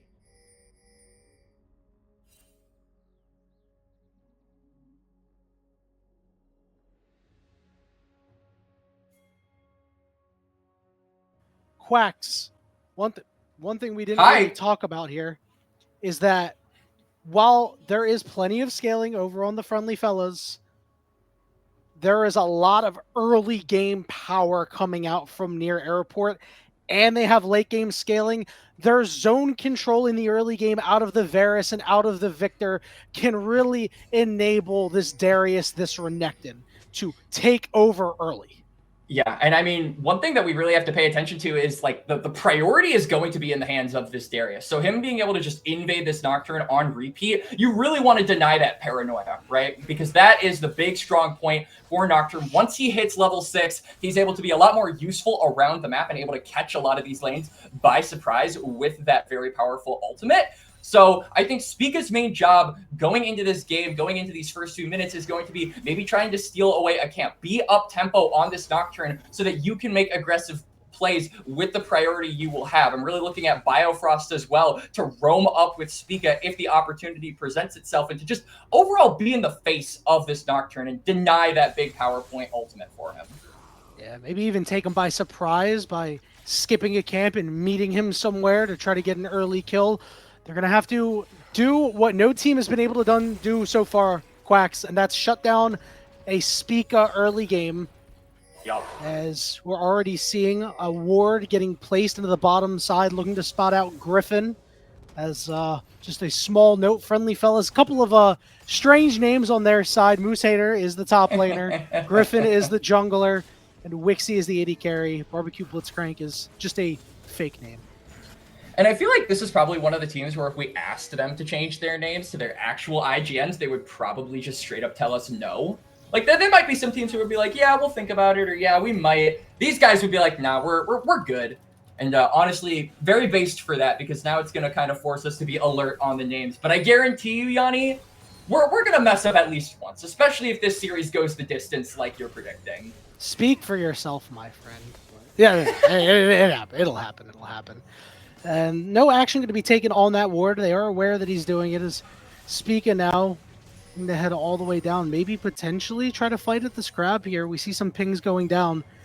Biofrost and Doublelift do have the first move. Yeah. And you could see Spica wanting to make an aggressive play, really collapse on this Nocturne, and he's just going to be forced to give up the crab. Yeah, you have no way to fight it. And Tyson, stun up Doublelift as Wixie just looking for a little bit of damage, but the early shielding is so much. Tyson has to flash away. Rel offer Horse a very slow champion.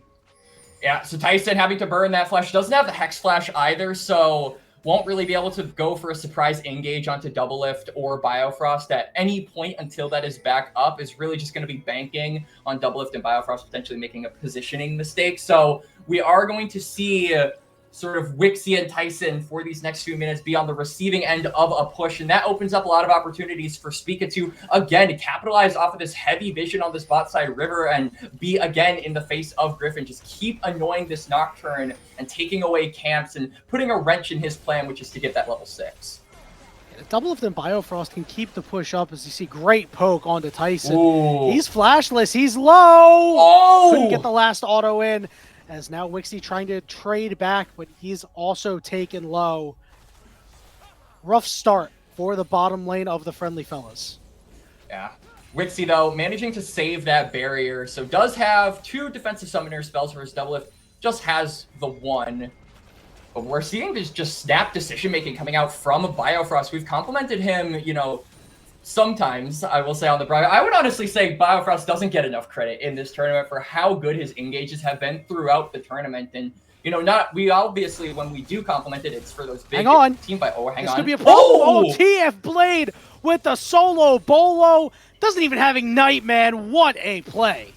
Yeah, I mean, he just slices, he dices, and he cuts up Moose Hater. First blood going over to near airport.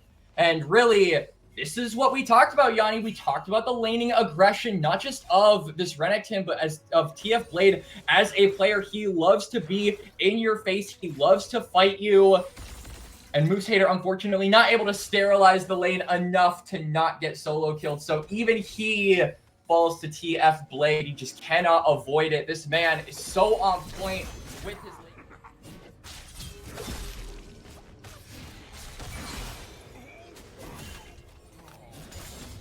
Even if he did, there was another charge of that dash. So he was dead either way. And it's still a feels bad moment for the Mundo, but at least he still has that defensive summoner spell to prevent it from potentially happening again. Speaking, gonna head up to these grubs on Vision, but he's happy to take them and give them over to a guy like TF Blade. Meanwhile, on the bottom side, we're seeing Griffin take the trade of the Dragon. So at least you get something. Good job at least playing on these timers to ensure that there's no gaps and that you're able to at least take trades if you're not quite getting advantages. We can see the things coming out here from Friendly Fellas to potentially just stop Spica on that Raptor take. They actually commit the Rise ultimate there. Uh-oh, wait a minute. We see Spica in trouble. He was forced to flash away. Pobelter's Chaos Storm forcing away multiple members, but in the end, things are okay. Making sure that Nocturne is able to get these jungle camps, try to get to 6 and make an impact. So we can see Spica just snap decision-making yet again, going straight for those Raptors, but them committing that Realm Warping means that Dunn is a bit trapped under his tower, especially not having that flash, this Rise. Not going to be able to do a ton until that's back up, so it allows Spica to just go in the jungle, knowing he has the priority to do so, steal away these camps, and continue putting this Nocturne further and further behind. And now it's kind of a rough state for Griffin. He's going to be forced to go to that bot side, and the question becomes, does he want to go for those bot side camps that are up on Spica's side of the jungle, or is he not going to chance it, instead just go for this crab and, cry himself to sleep, I guess? Yeah, you know what, as long as you hit level 6 at a reasonable time, you're not really crying yourself to sleep that badly, but I'm sure he's a little sad. He's looking over at the chicken nuggets on the other side, like the Wolverine meme, just quite somber. And now that Griffin is level 6, Quacks, we need to see some usage of the Nocturne ultimate. We don't really have a composition where it's, oh, Nocturne Ori, you're coming in, you're blowing somebody up instantly. So they're really going to have to create for themselves here, and it needs to be soon. Where do you think the first play needs to go?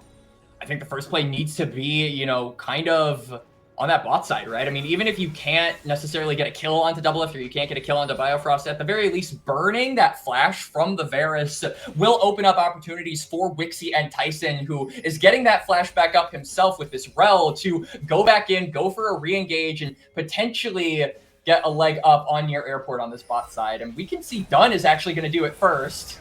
Yep, he's the one who gets there. They're going to root Biofrost, but he's able to get out, and they don't link up with Griffin, so that Nocturne Ultimate stays in the back pocket, Quacks. Yeah, so Paranoia still up, but if Pobelter walks up, no, he's not going to walk up. He's got too much range as this Victor. But I agree with you, what you were saying about this Paranoia timer, Yanni. It is very much a case of Griffin needing to be proactive with this ultimate, but it's a bit hard to do that when the vision game by Near Airport has been so on point in these first 10 or so minutes, because they've been going for those deep wards to be able to spot out where Griffin is. And because you only have the level 1 Paranoia, you're not really able to subside or undertow that vision and really just get past it. So you're going to have to kind of step on a ward if you want to make an aggressive play. The way you can kind of circumvent that is going through a lane, though. So I'm wondering if we'll see Griffin attempt that at all in this game. We see Spica sneaking his way into the top side as Moose Hater wants a piece of TF Blade, but quickly finds out he's in a 2v1. Ooh. Griffin's not really close. Are they going to try to dive here? Not so. Turret doing a good job of keeping Moose Hater alive as well as his ultimate. And we can also see Griffin is in the area, so Paranoia to respond. But good on Moose Hater, just survive that gank now, kind of force Spica back to the base, but that Youmuu's Ghost Blade is now completed for the Darius, so big power spike for this Darius jungle pickup right as the second spawn of Grubs are coming, and you can see both teams posturing around this topside river, but it's just Near Airport with that slight gold advantage. Now Dunn's going to force out the ultimate, but look who comes flying in! It's Biofrost, but they're not able to get anything more. They burned the Nocturne ultimate, but that vision cut is so strong. Now, the Grubs have spawned. We will see them started up by the friendly fellas.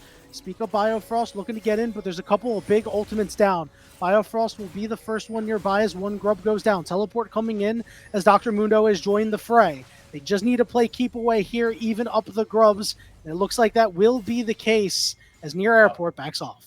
And I was getting a little bit worried there. I mean, Griffin was really in that Grub pit and he didn't have flash. So if Near Airport decided to pull the trigger, it would have for sure been a dead Nocturne. But luckily, nobody dies in that exchange. His Doublelift, he's up really far. He thinks he's flanking. Doublelift, but he himself is getting flanked here, Yanni.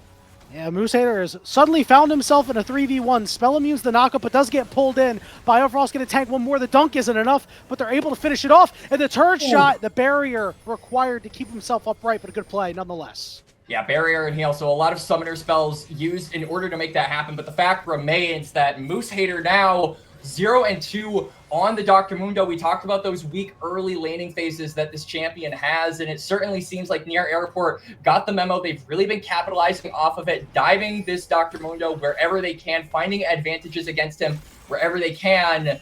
And now we're going to have to see if they can transition that into a dragon, as it is up, and you can see they're sort of floating toward that bot side. It's done. It's just looking for a trade onto Pobelter. Yeah, I think Dunn's been doing a pretty good job with this Rise play so far. It hasn't really had too many opportunities to shine, but when you're able to pump out damage like that, force away the mid laner, and potentially secure an objective for your team. Ooh, flank TP, double flank TP. Yep, the double TP coming through. Tyson and friends got to get out of there as they got the Dragon to half. Now Tyson's going to go back in onto Spica. Spica flashes away, but they found their way onto Griffin. The slices and dices are there, and down goes Tyson. Griffin's going to be the next target. Biofrost is sprinting and charms him up as he goes down as well.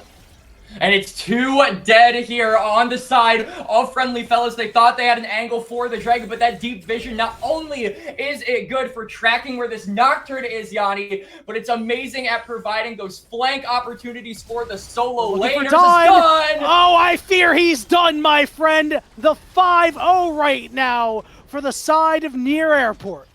Near Airport are just taking these first 13 minutes and running away with them, Yanni. They're going to be able to get a plate in that mid lane as well. and it's just punishing these alone members of Friendly Fellas, constantly sort of stringing these plays. They get the flank, they get the fight win, they get the dragon, and they immediately go for a dive while some of those members are still reeling from the previous play. It is just a perfect conversion of, sort of owning parts of the map, and it certainly seems like Near Airport did their homework ahead of time, punishing Moose Hater in the early game, sort of going after them in the dragon, saying, okay, sometimes Friendly Fellas have a tendency to go for objectives despite having that lack of vision or not clearing out enough vision, and they're exploiting those weaknesses to perfection here in game one. One thing we talked about is that both of these teams have been playing their game this entire OQ, and the Friendly Fellas were unable to execute their first strategy of swapping up and getting the first set of grubs. We were wondering what they were going to look like if they weren't able to do that, and so far the game is collapsing on the seams as Dawn gets caught out once again. The lights go out, but the question is, will there be an engage? They won't. Double Lift will get credit for this kill as the Friendly Fellas are just being shut out right now. And, we talked about Spica, this Darius jungle, being the big carry of the team, but he doesn't have a single kill, Yanni. The wealth has been evenly distributed amongst top lane, mid lane, and AD carry, so there is not 1 point just for Friendly Fellas to attack. There's multiple Fed members on the side of Near Airport, and it just continues to stack up. It continues to pile up, the pressure does, as, oh no, Moose Hater. Spica on the sprint here, looking to get a dunk going. He's been Jokic like a facilitator, but let's see if he gets his first. The bleed is there, and Spica, one of the best junglers in NA, gets his first. Yeah, manages to get that dunk on to Moose Hater. The reward will be the tower, and TF Blade, his time in the laning phase has seemingly come to an end, but he is approaching or sort of starting to build into that second item already here, Yanni. So this is one very dangerous Crocodile, and it really feels like, you don't have your sort of scaling fed upfront damage there yet for Friendly Fellas, right? I mean, this Ryze has not been having a very good time. This Corki hasn't really been allowed to get much gold. We're seeing the gold difference between all of the lanes. Double Lift is up over 1,000, 15.5 minutes into the game. It's just as bad almost for the mid laners as well. So if you don't have your carries even close to online at this point, it really starts to become a dire game state if you're Friendly Fellas. Yeah, this game is out of control, Quacks. I mean, this was what was a 3,000 gold deficit that became a 5,000 gold deficit 2 minutes later. This is going to be very difficult for the Friendly Fellas to try to find a way back in. We talked about the zone control out of the Varus, out of the Rakan, out of the Victor, and what they were going to do to enable these early game carries. Well, the early game carries have been creating space, and it's the long range champions that have been cashing in. For sure. And you know what else creates space, Yanni? It is that Rift Herald. And it looks like Near Airport, they see that both Wixie and Tyson are on that bot side. They know they have a mana advantage, and they just have a map advantage, as a whole. So they're going to go for that free objective. The feats of strength already acquired for them, even, I believe, before this. So, that's kind of an older update, but it just kind of proves to you how ahead Near Airport are here in this game one. So many people referring to Friendly Fellas as the kryptonite, the silver bullet to this Double Lift team. But I don't know what Near Airport are made out of. Maybe the finest vibranium this earth has to offer, because not one bullet, not one substance, not one blade can pierce this team who just seems unstoppable in this tournament. It's so insane to think that we were like, hey, Moose Hater's going to neutralize this lane. Just loses to TF Blade. Hey, maybe Wixie and Tyson can win a 2v2 because Double Lift and Biofrost have made some mistakes. They've played such a clean game. Now they're looking to make a play on to Dunn on the bottom side. Here, that Ghost is burnt by Spica. He is sprinting in. Dunn is tagged. You just got to dunk him for one more time. Spica gets his second kill. And you can see on the other side of the map, maybe they make a play. Ooh. They're looking to get the fear down onto Pobelter, but Pobelter is going to find a way to trade. What an incredible play by the mid laner of Near Airport. They managed to make it a 1-for-1, but I mean, that has a little asterisk on it because look at the bot lane. Look at how much pressure is being applied to those turrets. They're just pushing the wave. They get not one, but 2 towers right as the dragon spawns as well. And the backs are even being canceled, Yanni. This is so rough for the friendly fellas. It's a fiasco right now, Quacks. At least the friendly fellas got one under their belt, but this game is just progressively getting harder and harder to play for them. We talked about what great scaling they have, but on the other side, I mean, Near Airport has enough scaling that at this point of the game, it's not going to matter. And frankly, Quacks, I don't think they're going to be able to stop the continued onslaught of Near Airport. And it's not even just the backline scaling. Who on Friendly Fellows is going to kill this front line, right? You have no way of getting through the Renekton. You have no way of sort of trying to kill the Rakan before he can dash and, flash and do whatever it is that he does away from the fight after he's done engaging it. So you have no real ability to kill the front line. If you can't kill the front line, then you're never going to get to the back line. It just feels like such a dire game state for Friendly Fellas, and I feel like it's not necessarily their game to win anymore, Yanni. It is more or less Near Airport's game to lose, and that is never a good position to be in. It's going to be so hard for Near Airport to throw this game, right? Like, I think the only way is you're going to have to make picks happen, but they're going to need to be side lane picks away from the turrets, right? They had the right idea going after Pobelter, and well, that thought is Spica going through. Wixie is just dead. Yeah, Wixie, no chance of escape. He uses that Valkyrie right after the, Darius E comes in and right after he gets pulled, but immediately then and there, the Rakan gets that green light to go, and Biofrost has been going. Tyson getting a little low. Fear is down on a double lift. He's going to flash away, but the turret shot is there. Double TP's coming through as they want the rest of the fight. Tyson falls.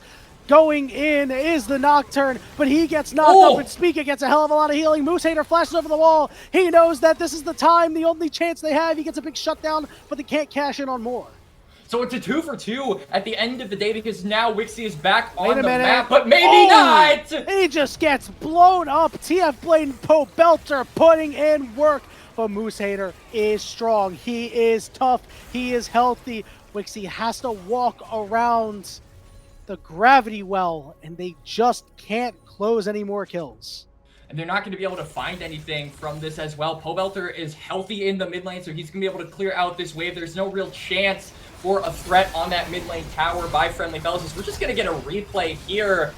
And sure, Double FT walks up a little bit further. The flash was a bit of an unfortunate circumstance, but look at TF Blade and a Pobelter. They're just able to lay down so much damage off of the engage coming through from Spica, from Biofrost. Spica does go down. And I mean, it's an even trade, but immediately they see Dunn. Oh, why is he walking up? TF Blade, unafraid. They go in, they take down the turret, and that has happened far too many times, specifically to Dunn, where he has just gotten caught out, thinking he's safe under his turret, but learning the lesson the hard way that Near Airport, the planes don't care about the turrets. They just fly right into them. Otacon has been started here by the side of Near Airport, and typically the team that starts Otacon, everybody says it's a bit of a trap, but if nobody is around and an Otacon falls in the river, does it actually make a sound, Quacks? I don't know. Honestly, that's a good question that I don't have an answer to. But I do have an answer to who I think is going to win this game, Yanni. I think I might too, honestly. I can't put my finger on it, but something about this game makes me think that Near Airport's going to come away with it. I don't know, man. What do you think is going through the mind of a play-by-play right now when I say that? I feel like it really is just going to be the next few minutes that count, right? I feel like once that Baron spawns, it's going to kind of be this game in its end stages, because immediately it's going to spawn. Baron's going to say, hey, what's up, everybody? And it's going to immediately go down. Yeah, well, we'll see how long the Baron will actually last. I think that let's get a little over-under. You think the Baron will be spawned on the Rift for greater than or less than 1.5 minutes? I don't know, man. I'm lost for words at this point, because I feel like Near Airport, Because now it just kind of becomes a case of the map is their oyster, right? What exactly can't they do? Is Biofrost is just going in unafraid. He has nothing to be scared of as now Spica. Double charm, double lift coming through, misses the ultimate, but Spica is still in melee range. Big dunk coming down, and Tyson's gonna be the next target. He's got a flash over the wall, but look at the back line. It's TF Blade who's gonna get out. But Biofrost buying room. Tyson's pulled again, and he will fall to double lift. Moose Hater from behind sees the low health bars, knows this is their only shot. Dunn is ready to put in some damage. The gravity well going to slow down Moose Hater. He just can't get close to them. Double lift getting tagged. Dunn has damage. He's kind of thick, but he's forced away by Poe Belter, and they know they got to fight. Wixie gets one, but he falls as the Chaos Storm grows larger and forces Moose Hater away. And Moose Hater, the only one left standing. He's not going to be able to defend his base. Try as he might, heal up as much as he can. He cannot stand in the way of Near Airport.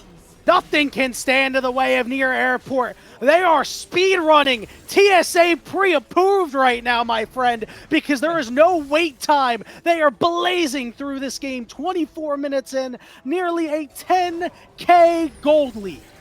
Yup, they're saying we booked our first class tickets to NACL. We paid good money for these seats. We're not going to let it go to waste. Otacon acquired, base broken, inhibitor destroyed.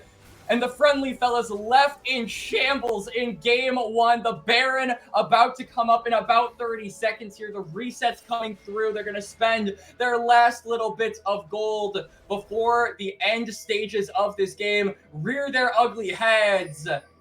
And Friendly Fellas, they better start praying because it is going to take a miracle for them to come back in this game, Yanni. Not just in this game, but in this series, the Friendly Fellas got to start getting mean, man. We saw nothing from Griffin in this early game. His first ultimate was defensive. It's been a tough road for the Friendly Fellas. Just saying, hey, you can have our jungle. Now, obviously, it's not what they're saying because, you know, they're just so far behind that TF Blade can make this play and survive. Yeah. I mean, he can make that play. It's just right back to it. We can't even go into replays without them just destroying Friendly Fellas. That's how bloody this game is. That's how one-sided this game is. Yeah, it's just an absolute massacre. The turrets are under siege. Baron Nashor's only been alive for 20 seconds, Quacks. I don't think we're going to hit the over on a minute and a half as multiple members are just stuck in the fountain. TF Blade knocking down the turrets, and Near Airport has completed step one. They lead the series 1-0.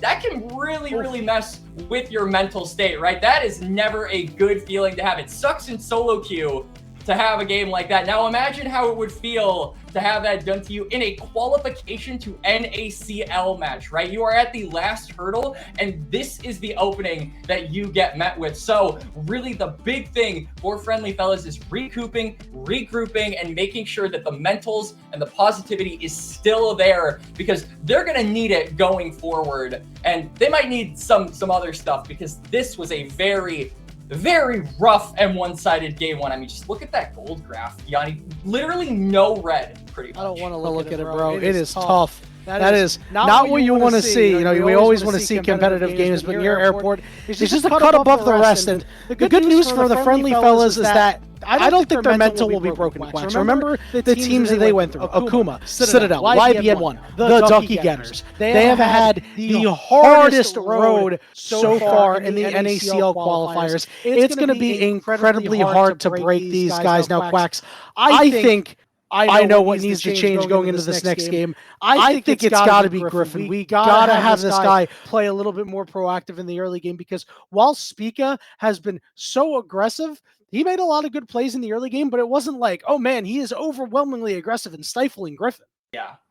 Yeah, for sure. And I think really the lack of proactivity, the lack of activeness from this Nocturne just kind of came from Vision, right? It felt like Spica and Biofrost were constantly on the same page with Vision, not only being able to track this Nocturne, but really just making it so that he can never get an angle on them. That deep vision was so difficult. Even after you unlock the paranoia, it's not yet at a range where you can circumvent those wards being placed by Near Airport. So I do think he's going to have to find other avenues to go to in order to be useful, right? Lane ganking was something I was really hoping to see from this Nocturne. We didn't see it once. And by the time we did see some proactiveness from the Nocturne, it was too late. This game went from even to bad to worse to unwinnable in the span of like 15 to 17 minutes, Yanni. It was a very, very, very quick downfall here for Friendly Fellas. And going into game 2, they also not only need a way for Griffin to be, you know, more active on the map. If they go behind, they need a way to stop that bleeding before it gets too bad. Yeah, it was a rough one as Near Airport were well prepared for their trip to the airport and potentially into the NACL. Everybody's got a plan until they get punched in the mouth. Well, Friendly Fellas have been punched in the mouth. I want to see how they're going to react going to the next game. We're going to take a short break, and when we return, we will kick it to the Game 2 draft between the Friendly Fellas and Near Airport. We'll see you soon.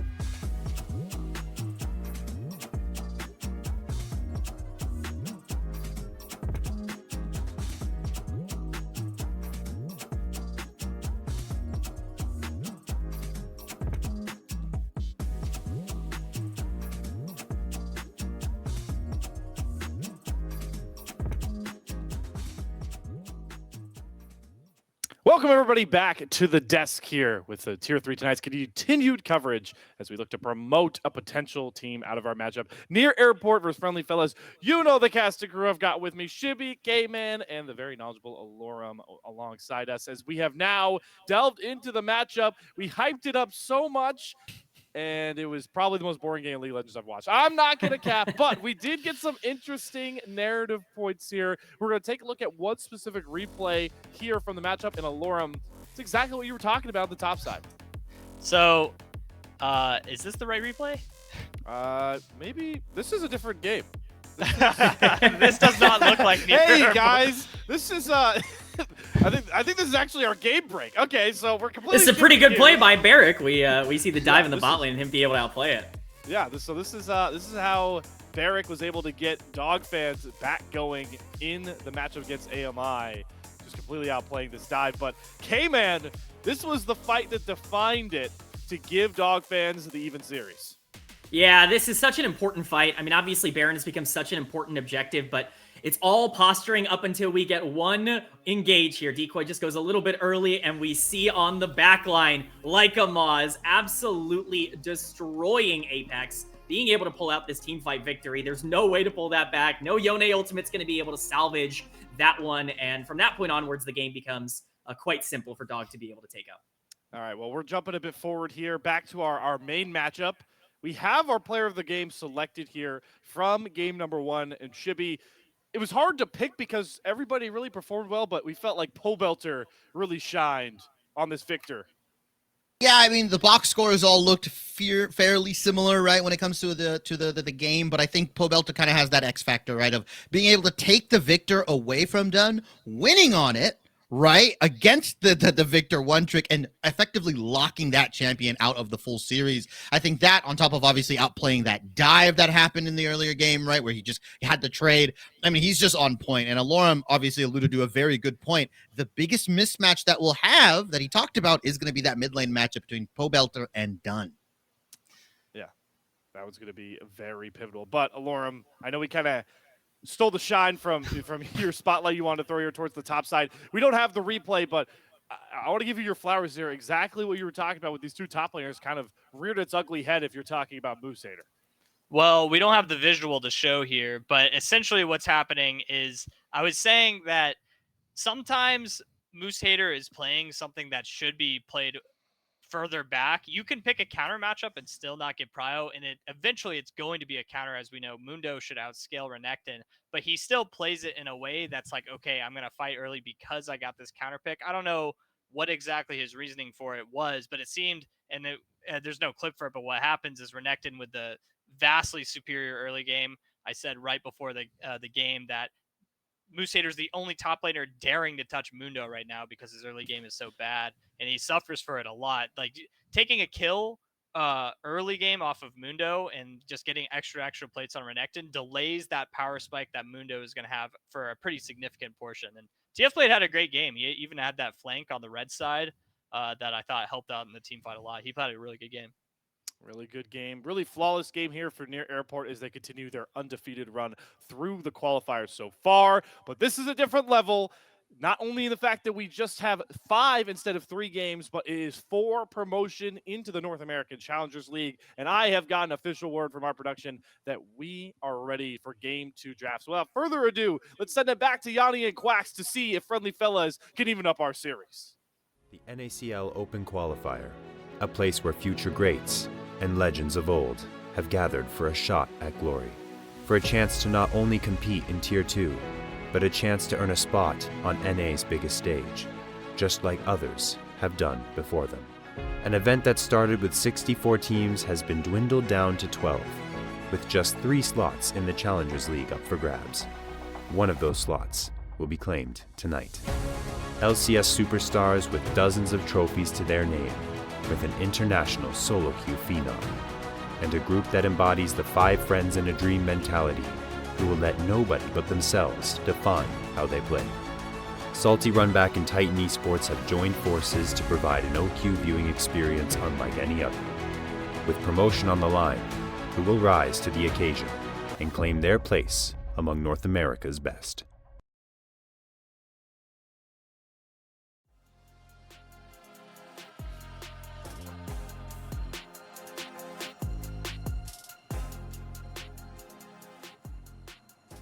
Welcome back, everybody, to the 2025 NACL Open Qualifier qualification match between Near Airport and the Friendly Fellas.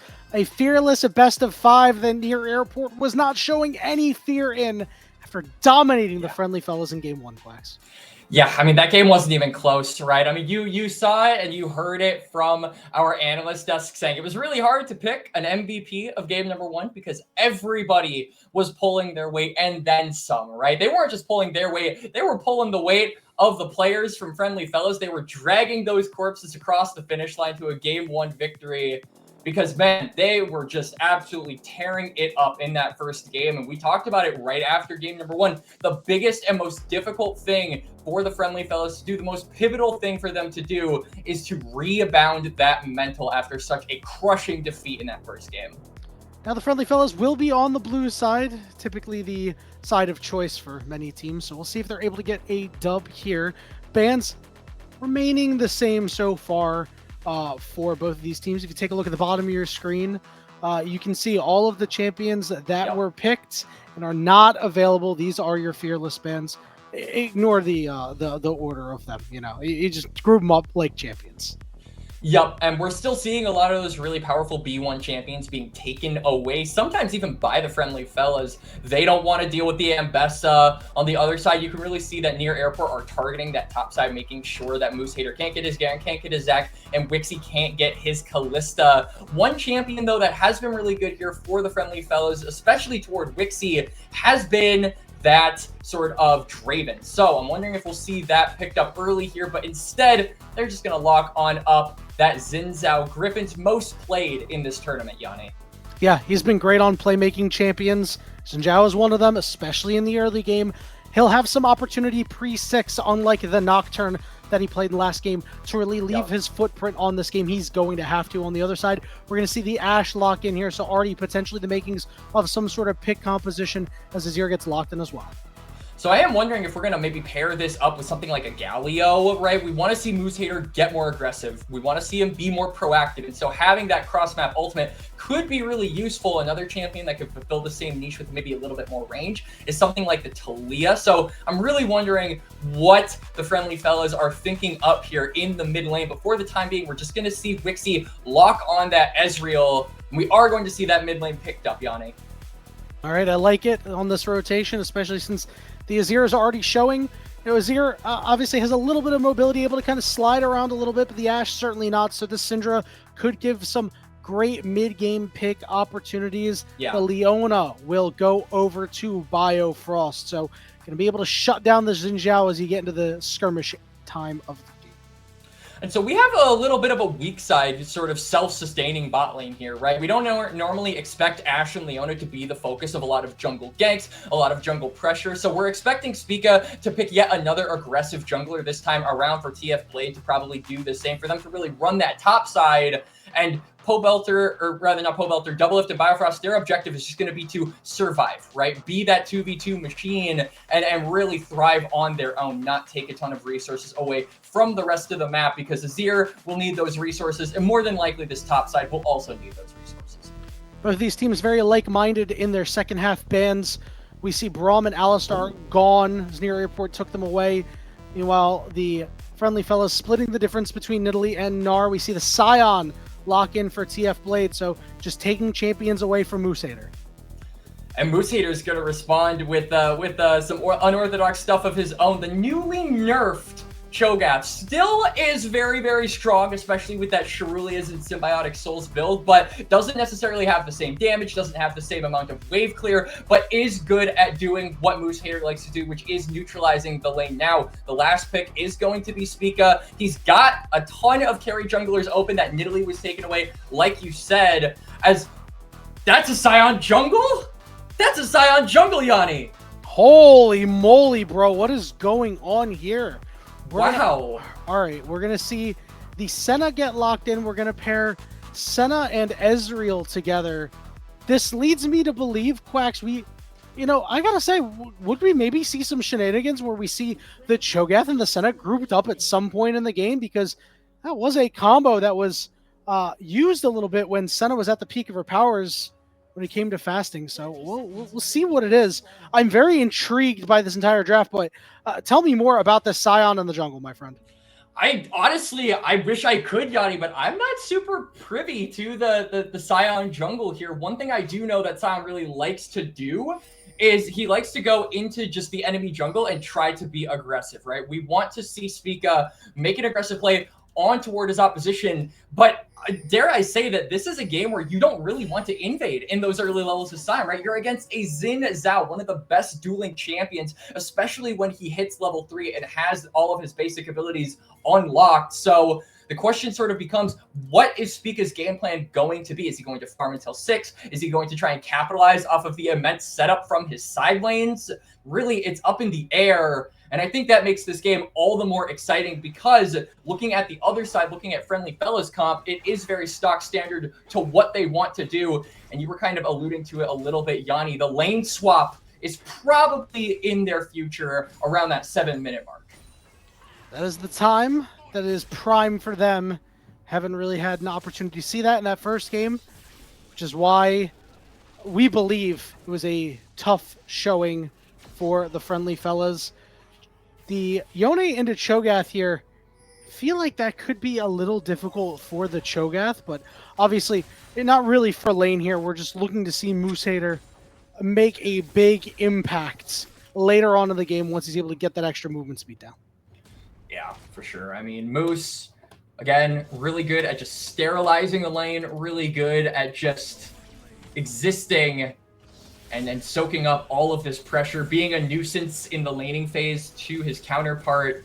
We saw last game, TF Blade got the better of him, but this time around, you know, you've got more scaling on the Cho'Gath. You've got some range as well with that Rupture to be able to farm from a distance, as well as the Silence to potentially interrupt a long extended combo from that Yone. So there certainly are tools that this Cho'Gath has in order to stop the trading from this Yone, but it really does go back to just not letting this Yone get on top of you, not letting him be too much of an aggressor, and not letting him chunk you out too hard. Biofrost with an early sweep, which means Wixie was able to go put down the ward, should insulate them from any Spica ganks. And speaking of this bot lane, Tyson is going to have to be very careful in this game. While you do have the range advantage, if you misstep against the Leona, she will try to lock you down. A big reason why he's got the cleanse as well as the Ezreal. Yeah, for sure. Lots of defense coming through from both Wixie and Tyson. Just really wanted to make sure that they can farm up, that they are not really under any kill threat, as it looks like I didn't see a vision bar above that Xin Zhao's head, so I actually think that that hawk shot might have been circumvented by Griffin, but it doesn't really matter. He's just going to be able to take that bot crab. Not a lot of action on the map so far. Nothing aggressive coming out from near airport, and honestly, we're expecting this to be a bit of a slower pace of game, right? We aren't expecting a ton of action because both of these comps, they really just want to scale up and team fight, right? Couldn't agree more. Has done well to force Poe Belter back. He'll have to TP. Gonna split the difference on the Scuttle Crabs here. Spica up on the top side, and so far so good for near airport because Griffin has yet to make a play. Obviously, sometimes it's hard, especially in the early goings, to try to force something. Players typically on their P's and Q's about warding, but we're going to need to see something come soon. 4.5 minutes into the game. We know these grubs are going to spawn at 6 minutes. That's really what we're looking for, because I fear if the Friendly Fellas can't get their game plan right, do what they've wanted to do, they may look as listless and lifeless as they did in game 1. Yeah, and you know, we talk about that swap. One of the main indicators that, you know, Friendly Fellas are going to swap is having Moose or Hater get that push in top lane, right? And so far, we haven't seen him really leave his turret. This Cho'Gath has been under his tower the entire game. He hasn't really been able to utilize those spells in order to put TF behind his own turret. So a clean recall is sort of in order before those swaps can commence. And so far, we haven't really seen that on the top side. So that could be stopped unless we potentially get Griffin to help his top laner push that wave. It really just depends on if it's a priority for them as Biofrost. Going in just for a little bit of a trade on Tyson to take him down to half HP, but Biofrost is going to take some on the way back because you know this Ezreal can pump out damage. Wixie taking him very low. Spica hiding in the bush. Griffin's going to run right into him and get chunked out. Yep. So Griffin being met by the Scion. So both junglers aware of each other's presence on the bot side, but you can see sort of the way the side lane wave states are in favor here of the Friendly Fellows. So they're just going to go up toward that dragon. And this is before the grubs. So after this, there is definitely ample opportunity and ample time for them to go up to that top side objective and potentially contest that as well. Pobelter nearby, so is Spikas. This dragon is getting very low. Will be smited away and secured. Teams are just kind of looking back and forth a little bit here. Tyson able to escape and walk out without much of an issue here. So all clean, all's clean here for the Friendly Fellows. Yep, so the Friendly Fellows, they get the dragon, they get out scot-free. The Herald, or rather the grubs, are now up. And so it is kind of a question of what do they want to do? Pobelter slides in, he finds Tyson. Tyson's flash is still available as Dunn chunks out Pobelter. I respect the play, but he's down a flash. At least he got Dunn's as well.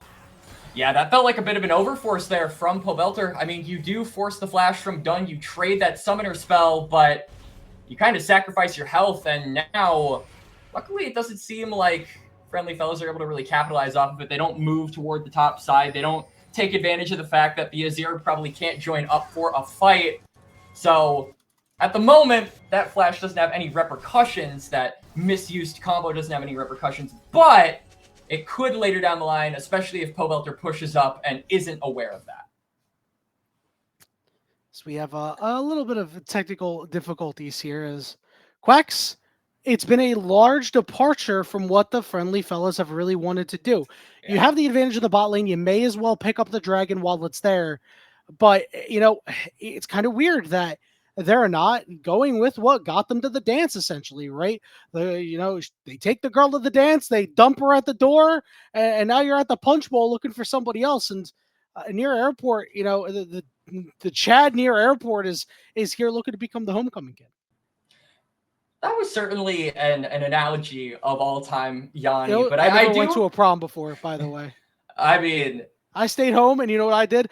I played League of Legends. League of Legends. Honestly, that's what real ones do. I'm not a real one because I went to prom, so I'm a loser. But I do think that this game, so far, 6 minutes into the game, I know we're still in the first few minutes of this match, but I do have to say that Friendly Fellows looking a lot better. The timing on that dragon was really good. Them being able to kind of cover their flank as well to prevent themselves from getting engaged on, or for near airport to potentially capitalize off of them running away from that pit. They weren't really able to do anything. And overall, it just kind of seems like this game, near airport aren't playing nearly as aggressive as they were in game number 1. And I think a large part of that is due to Spica playing a more, sort of herbivore-like style in the jungle, wanting to farm rather than go for kills, wanting to sort of go into his jungle, get that level 6 before looking for any sort of a proactive play in the lanes.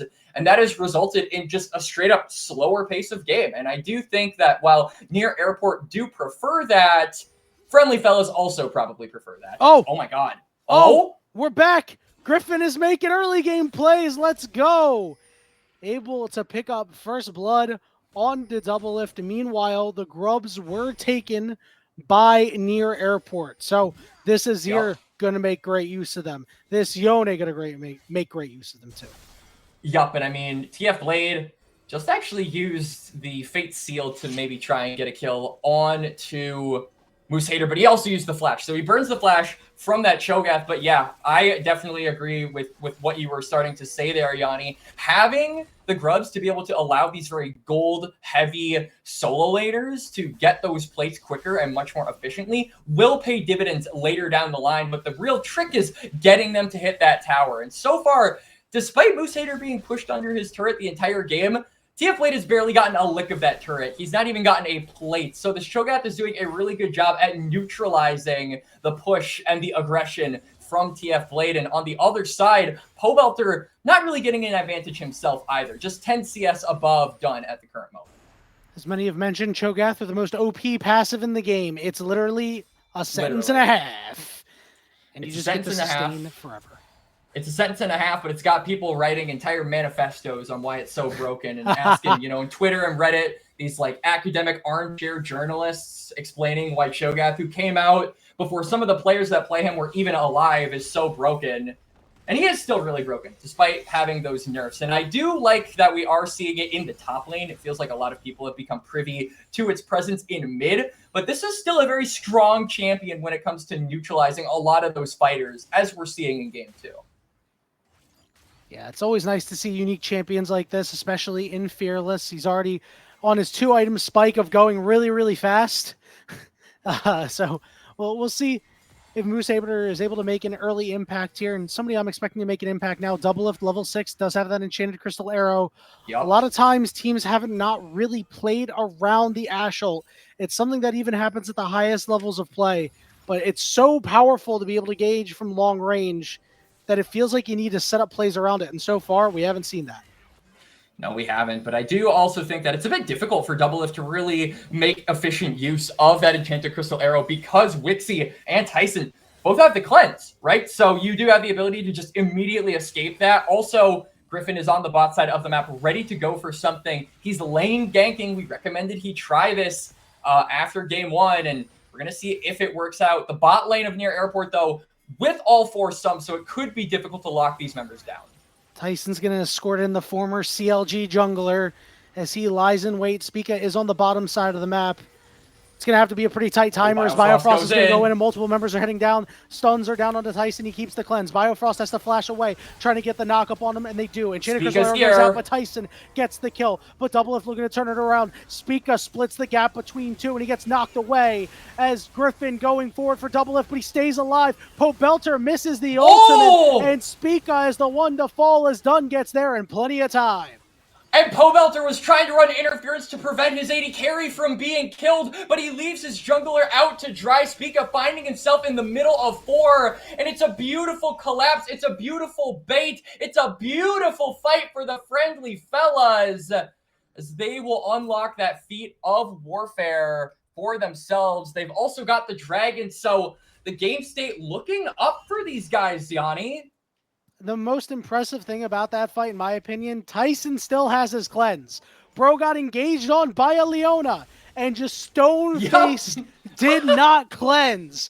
Just waited for the play to develop. That was really impressive. I mean, a lot of players would be a little gun-shy, especially for the fact that this guy has not even made top 16 in OQ. I think that's the farthest he's gone. Yeah.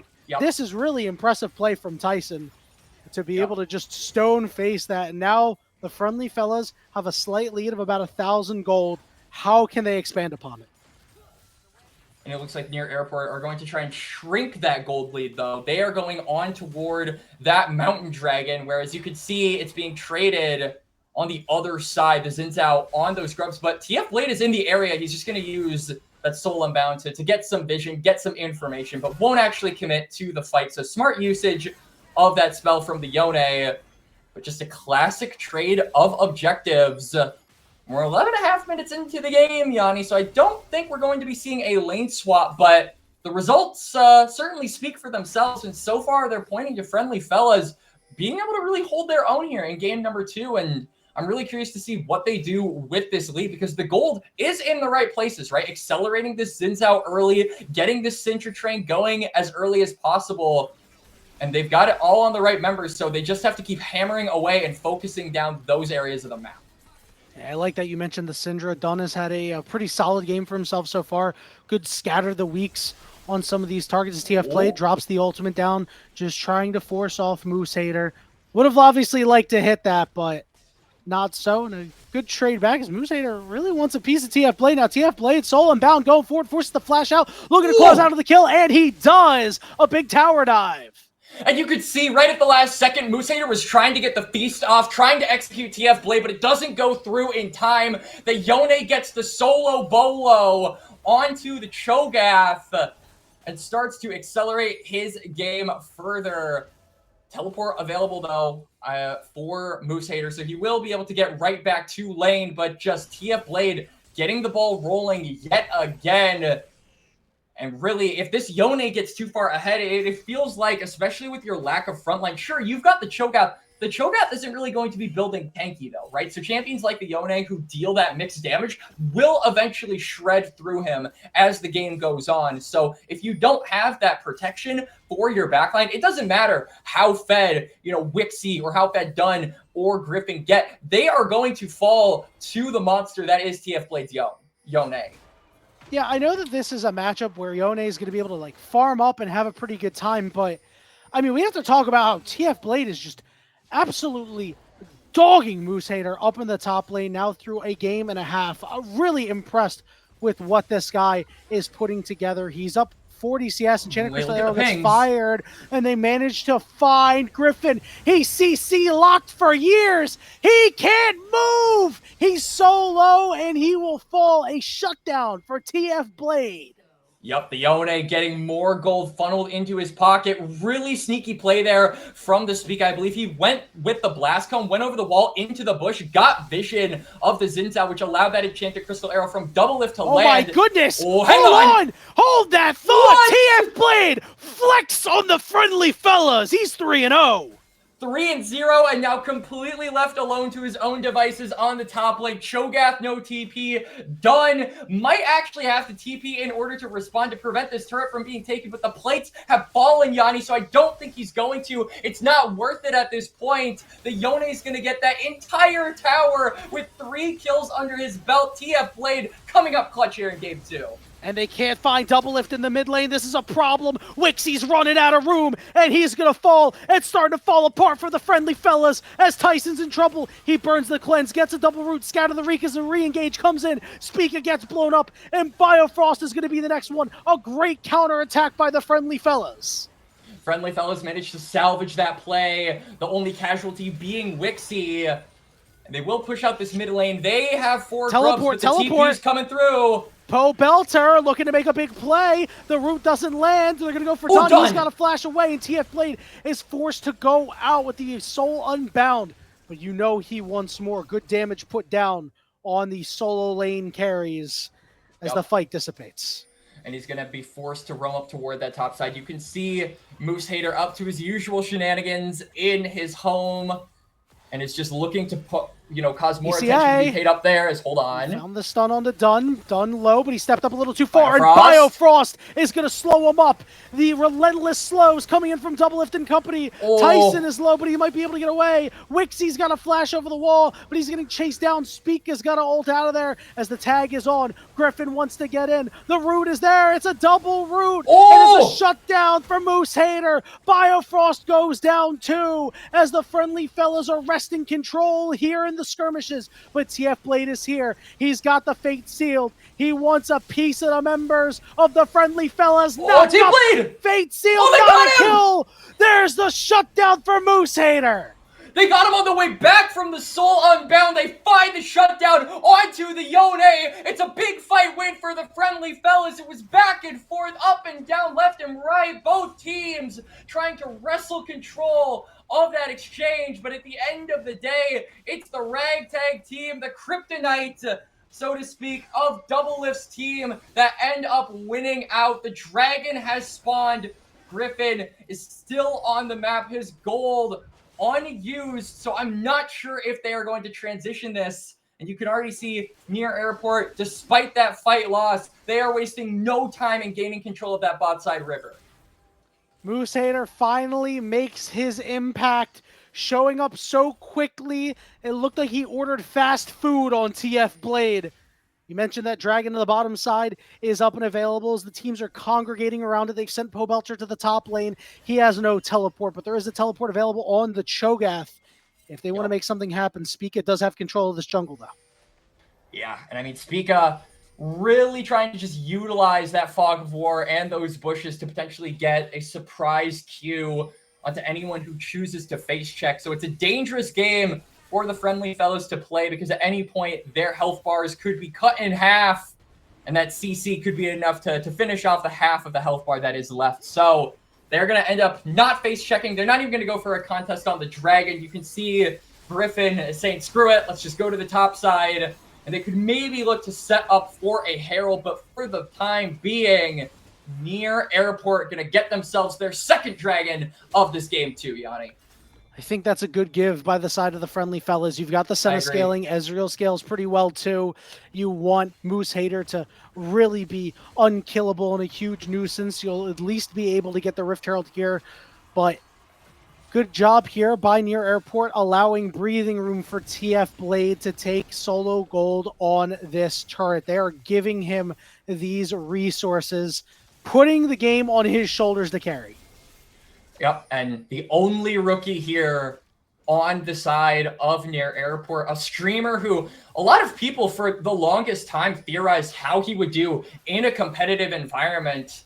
There were so many discussions about how this guy would function in a tournament like this open qualifier, and it seems like he is answering that question with each passing day. It's more defined that this guy really is the real deal, and he is playing like it here in game number 2. He did get shut down, though, in that most recent fight, so a potential opening for Friendly Fellas to exploit and potentially catch TF Blade off guard. But as the gold continues to funnel into his pocket, like you said, Yanni, that task of shutting him down gets more difficult. Oh!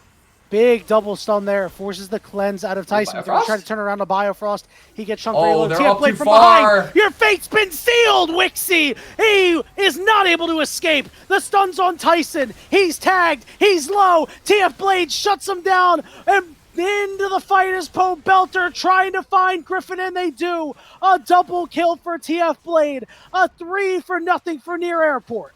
And it's a beautiful flag from the Yone. Wixie and Tyson realize too late that the Yone is right there, ready to take their name off the board and do that. He does just that, Yanni. It's a double kill for the top laner of Near Airport. 5-1 now, going to go back and acquire that QSSA. Crowd control, what's that?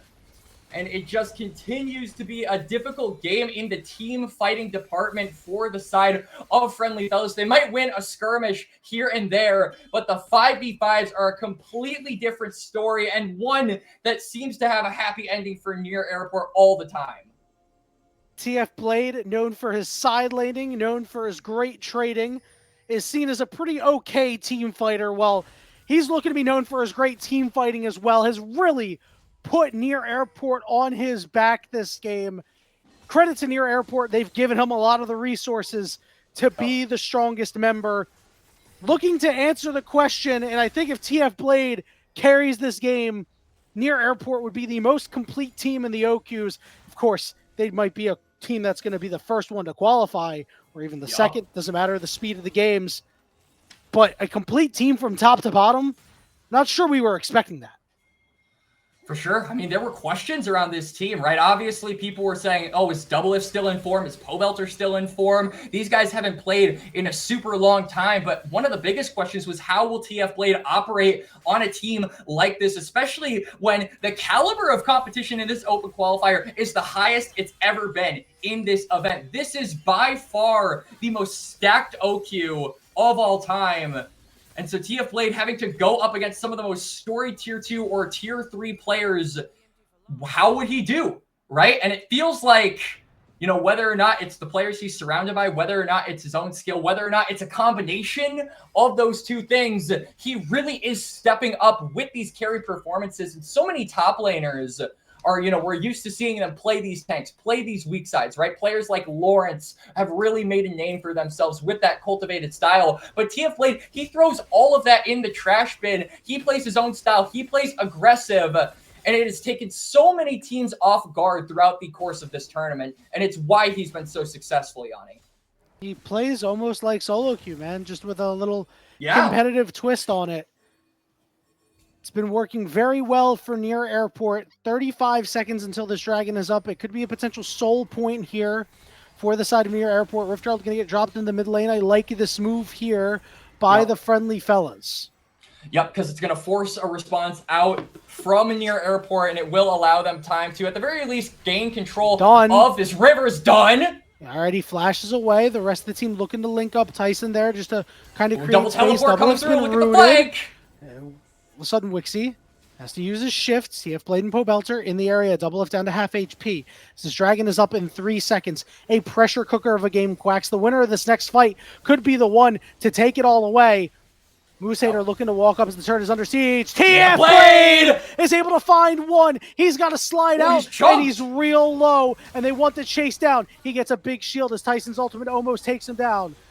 Here we go. Griffin going all the way in. Spica down to half HP. He's slowed. He's knocked up. He's got nowhere to go, and he falls. And Spica goes down. They managed to find the rupture onto the Scion. TF Blade, sure, he got the damage, but Yone is a glass cannon, and that glass almost broke, and without him, near airport, they don't have a centralized carry, so they have to be the ones to back on up. They can't even try to threaten this Otacon without their jungler. It's a fight win here for the Friendly Fellas. They chunk out the top laner, they chunk out the Yone, and they manage to make this a successful play. And Dunn, really key flash to be able to bait in all of those members. Baiting in that teleport as well meant that near airport weren't able to catch them by surprise like what we saw earlier, Yanni. So it was a 5v5. And luckily, Friendly Fellas, they love team fighting. That's their thing. That's what's carried them to this position, and they show why. Play from Wixie in that fight. Couple of bad spots, but able to arcane shift his way out without burning any summoners is huge, especially since he's now on his 2-item spike. He's ready to start dispensing damage.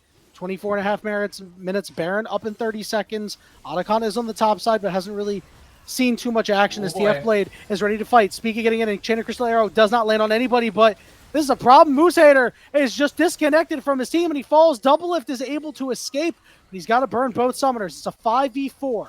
The question is, do you want more? Trying to push. They know TF Blade is low. They know Double Lift is low. The Friendly Fellas just hovering around trying to find a pick.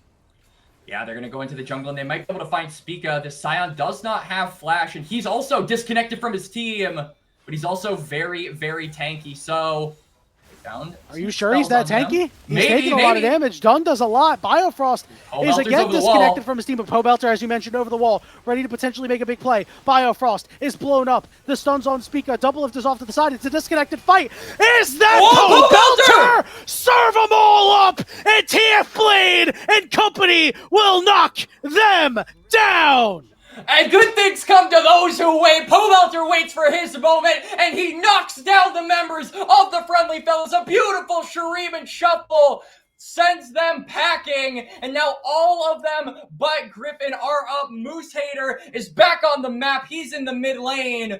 So luckily that fight win will not net an Otacon for near airport, but it will net a whole lot of gold for the mid laner. And the biggest issue with the Friendly Fellas is that they would often overcommit to plays. They overstay their welcome in unfriendly territory. And near airport is in control right now. The gold lead, the margins, they're still slim. 2 dragons apiece on each side, Quacks. It's still anybody's game, but near airport is looking for takeoff. Yeah, absolutely. They've got the gold in all the right places as Bio might be found here, Yanni. Bio getting picked off once again. Somebody tag him. It's going to be Tyson getting credit for the kill, and a little bit of breathing room here for the side of the Friendly Fellas. And that is going to be 30 seconds that the Leona is down. 30 seconds that the Friendly Fellas have a man advantage. They're going to also hit that crab, so they will get all of that vision revealed. They just want to rip the Baron. They're saying, screw the Otacon. We want the whole thing. Blade! Fade Sealed hits 4! What a play! Speak on friends! Pobelter pushing them away! Commanding his forces! It's Wixie on the side! He finds the kill, but he falls to Double Lift! Tyson is low! Griffin is low! So many members are low! Griffin goes back in! TF Blade is healthy and rejoins! Speak is able to walk it out. Disaster strikes for the Friendly Fellas. But they're not done yet, Yanni. Griffin is Otacon helping out. Otacon! 6th Man of the Year award goes to Otacon as down goes Griffin and Otacon gets started. Moosehater, will he walk in to try and do anything? He's got no sums. It looks like he'll stay away. And Slayer, I hope you're watching this one, buddy, because we have a new clip for you to put on your plays of the week. What a wombo combo from near airport. Beautiful Fate Sealed into the Scion ultimate, into the Emperor's Divide. You could not have thought of a better combination of those ultimates and a better time for it to be perfect, as now the Otacon is in the clutches of Near Airport. They're going to reset for this dragon. It'll put whoever gets it on soul point, Yanni. And luckily for Near Airport, now they have found themselves around 3K gold ahead, and a whole lot of that gold is on those carries. My goodness, Quacks, when you see something like that in League of Legends, it is a thing of beauty. As you mentioned, 30 seconds, potential soul point here for Near Airport. The question is, do the friendly fellas want to fight? They scale, yeah, but their scaling's kind of petered out a little bit. And I'm worried that if they wait any longer, Near Airport will be able to build a larger and larger lead. And it looks like the friendly fellas are ready to go. The speed up is there. The stuns are layered, but it's on to the Cho'Gath. He gets chunked, but TF Blade's got to get out. Lots of damage coming down as Doublelift is untouched. Biofrost is low, and he will fall, but Pobelter comes in to protect Doublelift and save his carry. But Pobelter, his life is forfeit because of it. TF Blade is looking to heal and maybe find a way back in, but he will just continue to push. It's a 3v3 right now, but there's no jungler for the friendly fellas. Spica is in the area. He's got Flash. He's got Smite. Will he try to make the play? Oh my God! HP. He's looking to get in. Who's going to take it? Speak of the devil. He's the one to put his team on soul point. And the friendly fellas, they were looking for a desperate play. Tyson almost goes down to the passive, but he manages to live another day. And man, we were expecting a flash, a potential just run in there from Spica, completely ignoring the unstoppable onslaught. And he gives his life for the cause. Soul point enabled here for Near Airport. And so much pressure added to this game, Yanni. Now it has put friendly fellas on a timer. That Baron is still up. You can see they're on the top side. They're going to have to try and look for a pick, try to rush down that top side objective, because if they can't find something soon, Near Airport are looking to make this a 2-0. Quacks, the pilots and the flight attendants are doing their pre-flight preparations. The Baron has been started.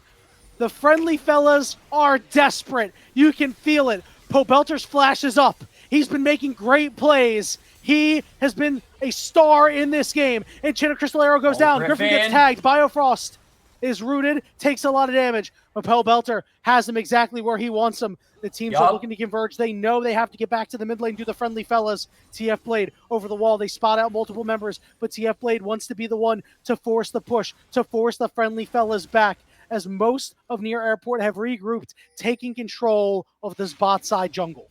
Yeah, now the top side completely belonging to Near Airport. It's so difficult for friendly fellas to walk up because of the reasons that you listed, Yanni. The Shuriman Shuffle could come across. The Emperor's Divide, so good in these narrow corridors. And they're going to start the Baron, but they're not going to finish it. They don't have to force it. They don't have to rush it. They're going to look for an engage here. Here comes Sion! He's not going to land on anybody, as Tyson not going to be able to land a root either. They're going to try to turn him to Spica. He gets caught with the Scatter of the Weak, chunked out. Nothing too crazy. The stun is there. TF Blade finds the carry. Pobelter on the backside. Serves him up on a silver platter. Wixie's got to get away. Griffin trying to survive, but he will fall. Tyson stands tall, but he can only get one. But Wixie is playing out of his mind, trying to give his team a lifeline. Shifting away, poking away, trying to get them down. Shifting forward. Wixie is doing everything he can. Tyson trying to poke him down. Wixie once more, trying to pop TF Blade's items, but they will be able to walk away. And friendly fellas limp but survive. Yup, exactly. Doublelift, though, maybe looking to set up a trap here. Tyson, have you walked too far, my friend? Tyson has played such a good game, and he gets caught at a key moment as the pings go down on the Baron, as Spica will join the rest of his team, and it's going to have to be up to Wixie and Dunn, who's teleporting in to try and make a hero play, Quacks, but I don't think they're going to go for it. Yeah, they're not able to do it. The Baron is already down. You can see Moose Hater is also there, trying to teleport, trying to react, but the play is already dead in the water. And Near Airport, they are soaring above here in game number 2. This late game has been immaculate. Pobelter has found so many good Emperor's Divides. TF Blade as well. playing this glass cannon style so effectively, utilizing that Soul Unbound to get his damage out and then immediately return so he himself does not die. It is a perfect display of the Yone mechanics, and TF Blade, one thing so many people praise are those mechanics. He's really showing them in game 2. All the members of Near Airport are showing up here in game 2. This late game belongs to them, and the Friendly Fellas are trying to make something happen. Potential catch. Double lift is low, but they can't get close to him. Wixie needs some help from his team. He's doing whatever he can to keep this game together. The glue that held this team, that got this team together, that held this team together, is being held together by sticks and tape right now, Quacks. TF Blade, Fate Seal not quite gonna land. And a moment's reprieve here for the Friendly Fellas. And that's Maybe 30 not. seconds till the Maybe dragon. not. Oh, Spica. Spica went for the engage. Pobelter teleports from behind. Griffin's going in. They found double if he's got to flash away. Griffin knocking them away. The slows are there. Isn't enough to actually catch these numbers. Pobelter Blade is in the starting base. to get poked. But yes, you mentioned it. TF Blade is destroying the base. The one member left unchecked. They're trying to get the backs in, but Pobelter is wisely going to check this brush, but he face checks. So he's got to knock Griffin into the rest of his team, and Pobelter will fall. And Wixie and Tyson are doing whatever they can to try to fight out of this corner, but their base is in shambles. Tyson poking them down. Backs are being channeled. Wixie in a rock in a hard place. Spica's got big shields. Wixie's got to land these skill shots. Tyson's trying to live. They turn on the Bio as Spica sprints away, and Bio Frost will fall. The dragon is up, but TF Blade, double lift. They're in the base, and the only one who can stop them is done. They're going to walk it out and try to regroup to stop this dragon and take it for themselves. And double inhibitor taken here by Near Airport, but you said it, the Friendly Fellas duo bot lane have found themselves in a very precarious situation. Speak is now on the map. He's on one side. Double lift and TF Blade, they're on the other. They're sandwiched into this bot lane. What are they going to do? What does an angry dog do when it's trapped in a corner? It fights here, Yanni. Let's see what they can do. They're corralled. Wixie trying to do what he can. The walls are closing in. He's knocked up. Double lift finds him, and Moose Hater can only run, but there's nowhere to run from the enchanted crystal arrow, rifling him down as he falls. Oh, Griffin salvages the play with a shutdown. Here's Dunn. He scatters the weak, and Spica has been deemed weak. Pobelter trying to join the fray. The play might be over. Griffin? No! Griffin wants a piece of scatter Poe. lands! What a stun, but Pobelter's able to slide away. Dunn is low. Dunn is dead. And now Griffin's in an impossible 2v1, fighting for all that he's worth. But Pobelter, the king of Shurima, gets the double kill, gets the ace as the minions pour in the base. The minions are just destroying the base of the Friendly Fellas. We don't even have the camera panned there, but we can only imagine. We don't even want to see it. Oh no, it's a disaster. But on the Quacks, other they side, respawn now. They respawn. It's okay. It's okay. You're right. But it's equally as much of a disaster on this this side is not of the okay. map.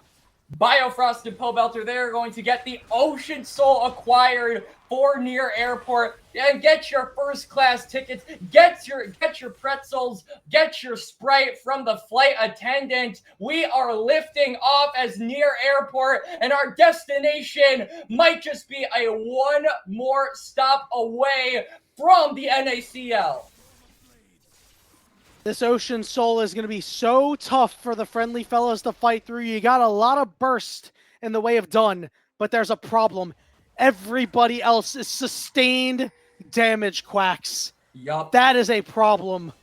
Near Airport might be able to truck through these members. There is a little bit of heel cut, but Griffin gets caught with a beautiful arrow from Double Lift. He's getting chunked. He finally is able to use his ult, but he falls. Pobelter gets credit for the kill. They're sequestered in a choke point, but Moose Hater can't find the rupture, and TF Blade is pulling this team apart at the seams. The split push extraordinaire. Team fights, check. Laning, check. Split push, check. He checks all the boxes, and TF Blade is looking to end the game. The Fate Seal doesn't land on the Dunn, but he finds a way regardless.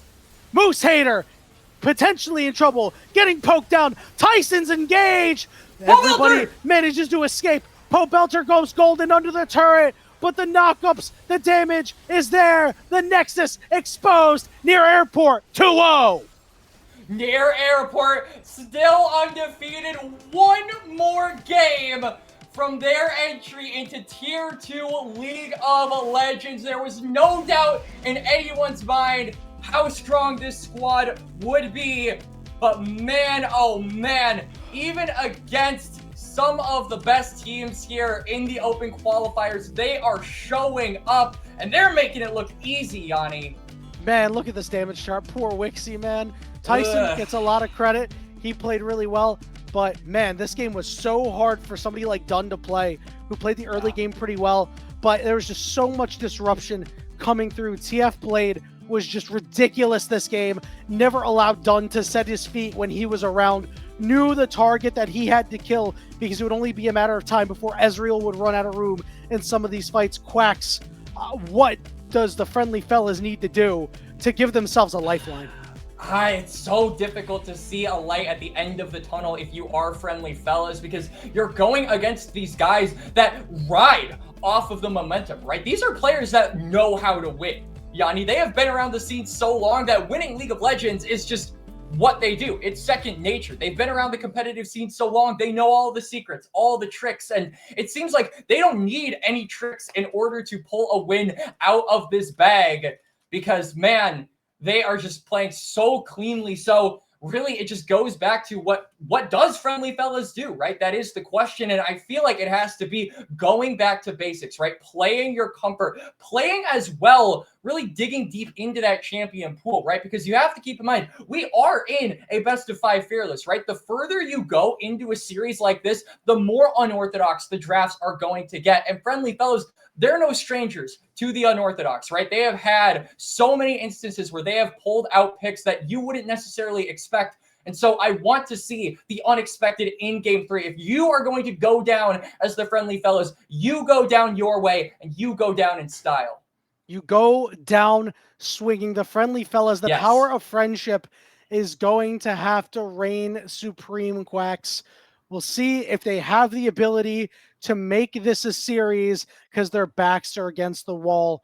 We're going to take a short break, and when we return, we're going to kick it to the desk as they go over what worked and what didn't in Game 2. Thank you so much, casters. I am here with Near Airport's coach, Croissant. And Croissant, we got ourselves a draft here. Break down to me, what is Near Airport looking for in this game to find success? Yeah, so we knew they were going to draft Xin Zhao and first pick, and then 4-5 probably pair it with something like Senna as like a pocket pick. So it's all about avoiding their early skirmishing pressure with their double range bot lane, and then getting to a point of the game where we have more initiative and more pick potential with like our Ashe, Leona, and our stronger side laners and Azir Yon. Also, you know, I got thrown for a loop a little bit in the draft because Spica threatened to do terrible things to me if I didn't pick him Sion. So, but it worked out in the end because by picking Sion, we got to make them think it was Sion top. They picked Cho'Gath and then get a counter pick for Blade. So, yeah. Well, I guess Spica just has pull like that over the coach. We getting that insider information. Tell me about the friendly fellas composition here. What do you guys have to avoid to stay successful based on what they've drafted in your comp? Yeah, so in addition to the early game stuff that talked about and their ability to play through bot lane, also want to watch out for Dunn and Moose Hater on their scaling picks on Syndra Cho'Gath, because I don't think we've been really pushed to the brink yet by a lot of scaling compositions, but their identity is very clear on how they want to play. And if they get past if like their jungle and bot lane bridges them to the mid game, I do see their front line being stronger than ours and them having like really good team fighting zone control with the Syndra. So yeah, we just got to watch out and respect them. Thank you so much, Croissant, for joining me and breaking down these compositions here. We had a little bit of a camera bug, but the drafts were too spicy to pass up here, so we had to break it down for you all. We'll send it back to the casters here in game number 2.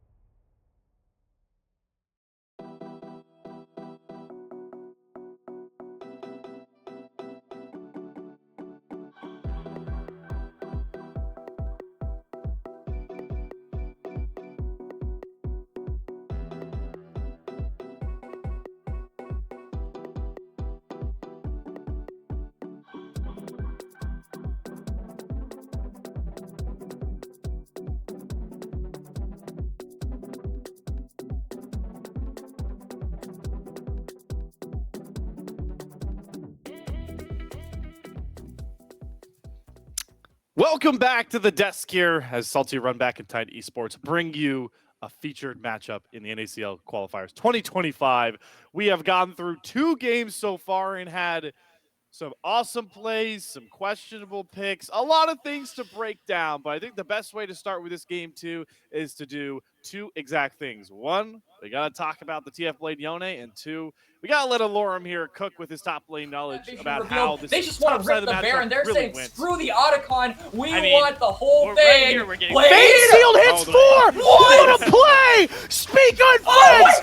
You got it, do Bolter it. pushing Take a them away! I mean, Commanding this his was the wobble forces! later in It's the Wixie game on the where side! He they're finds the kill, but he Bob falls to Friendly double Fellas lift! kind of did a bit Tyson of a is fight low! back, but then Griffin it was is just, low! you know, So there's many nothing members are more low! poetic than Griffin face goes sealed back in! into a TF demon Blade is shuffle healthy game and in, like we saw rejoins! here, and it almost wasn't enough, actually, funnily enough. So, Yeah, it was very dangerous how close that ended up being. The game was pretty back and forth. I think that there were multiple times where it felt like Wixie was in a good spot to try and pull back some of these fights, but at the end of the day, it was a lot of the side lane pressure and just general team fighting prowess of TF Blade that ended up bringing it back. Yeah, so now, Alorum, let's, once again, I don't know if We're we'll get missing a clips. visual aid representation of this, but this top lane matchup has really been a pain point, it feels like, for Friendly Fellas, and this game showed it once more. So I'm actually like really pleasantly surprised by TF Blade because in my head I had always envisioned him as his best champs as Jax and Aurelia, and then everything else was a pretty not significantly lower, but definitely a little worse than those. But it's an absolute stomp in the top lane. He gets 2 kills here. I mean, first of all, this Cho'Gath stuff sucks. I swear to God, whoever convinced everybody that this Hail of Blades stuff Cho'Gath is good is just, especially in the top lane, like, you baited everybody. This stuff is trash. And how does Cho'Gath play? Look at this team he's playing against. But I can harp on Cho'Gath a little too long. Just to keep going on TF Blade, like, really impressed with the Yone, especially once he gets Player of the Ruin King. It is an absolute stomp from there. We saw all the kills that he got end up in his solo lane. His side lane was incredible this game. An absolute menace. I think the one time he really died off a mistake was in mid lane. He had a little, maybe he got ahead of himself with the Fate Seal. They got chomped on his way back. But overall, huge game from TF Blade. Bigger champ pool than I thought. And Chibi, he's our player of the game in that hectic one, but it really feels like we were all on the same page that he deserved the award, and nonetheless, I mean, the stats definitely back it up, even if things did get a little bit crazy towards the end of that one. Yeah, I mean, massive catalyst, right? Even with Speaka protesting a little bit on that 80 Scion pick, we'll call it, in the jungle. He went Yomu's into Deadman's. I'm interested to see what other pick he's going to bring out here, but I think having TF Blade on a pick like this just absolutely pop off. I mean, you could pick Yuumi in the jungle, and I think you'd still might win. I mean, that's just how good he is. That's how good he is. Well, we're getting word that these teams are actually ready to just jump right into game number 3. So we'll hopefully come back and update you guys on the other series when we can. But for now, we're going to get back to Yanni and Quacks in our player of the game, TF Blade, to see if he can continue and bring Near Airport home with a 3-0 sweep, a perfect run for the qualifiers to the NACL, or do the Friendly Fellas have something in store for us? That question will be answered by Yanni and Quacks. Guys, take it away. The NACL Open Qualifier, a place where future greats and legends of old have gathered for a shot at glory, for a chance to not only compete in Tier 2, but a chance to earn a spot on NA's biggest stage, just like others have done before them. An event that started with 64 teams has been dwindled down to 12, with just 3 slots in the Challengers League up for grabs. One of those slots will be claimed tonight. LCS superstars with dozens of trophies to their name, with an international solo queue phenom, and a group that embodies the 5 friends in a dream mentality who will let nobody but themselves define how they play. Salty Runback and Titan Esports have joined forces to provide an OQ viewing experience unlike any other. With promotion on the line, who will rise to the occasion and claim their place among North America's best.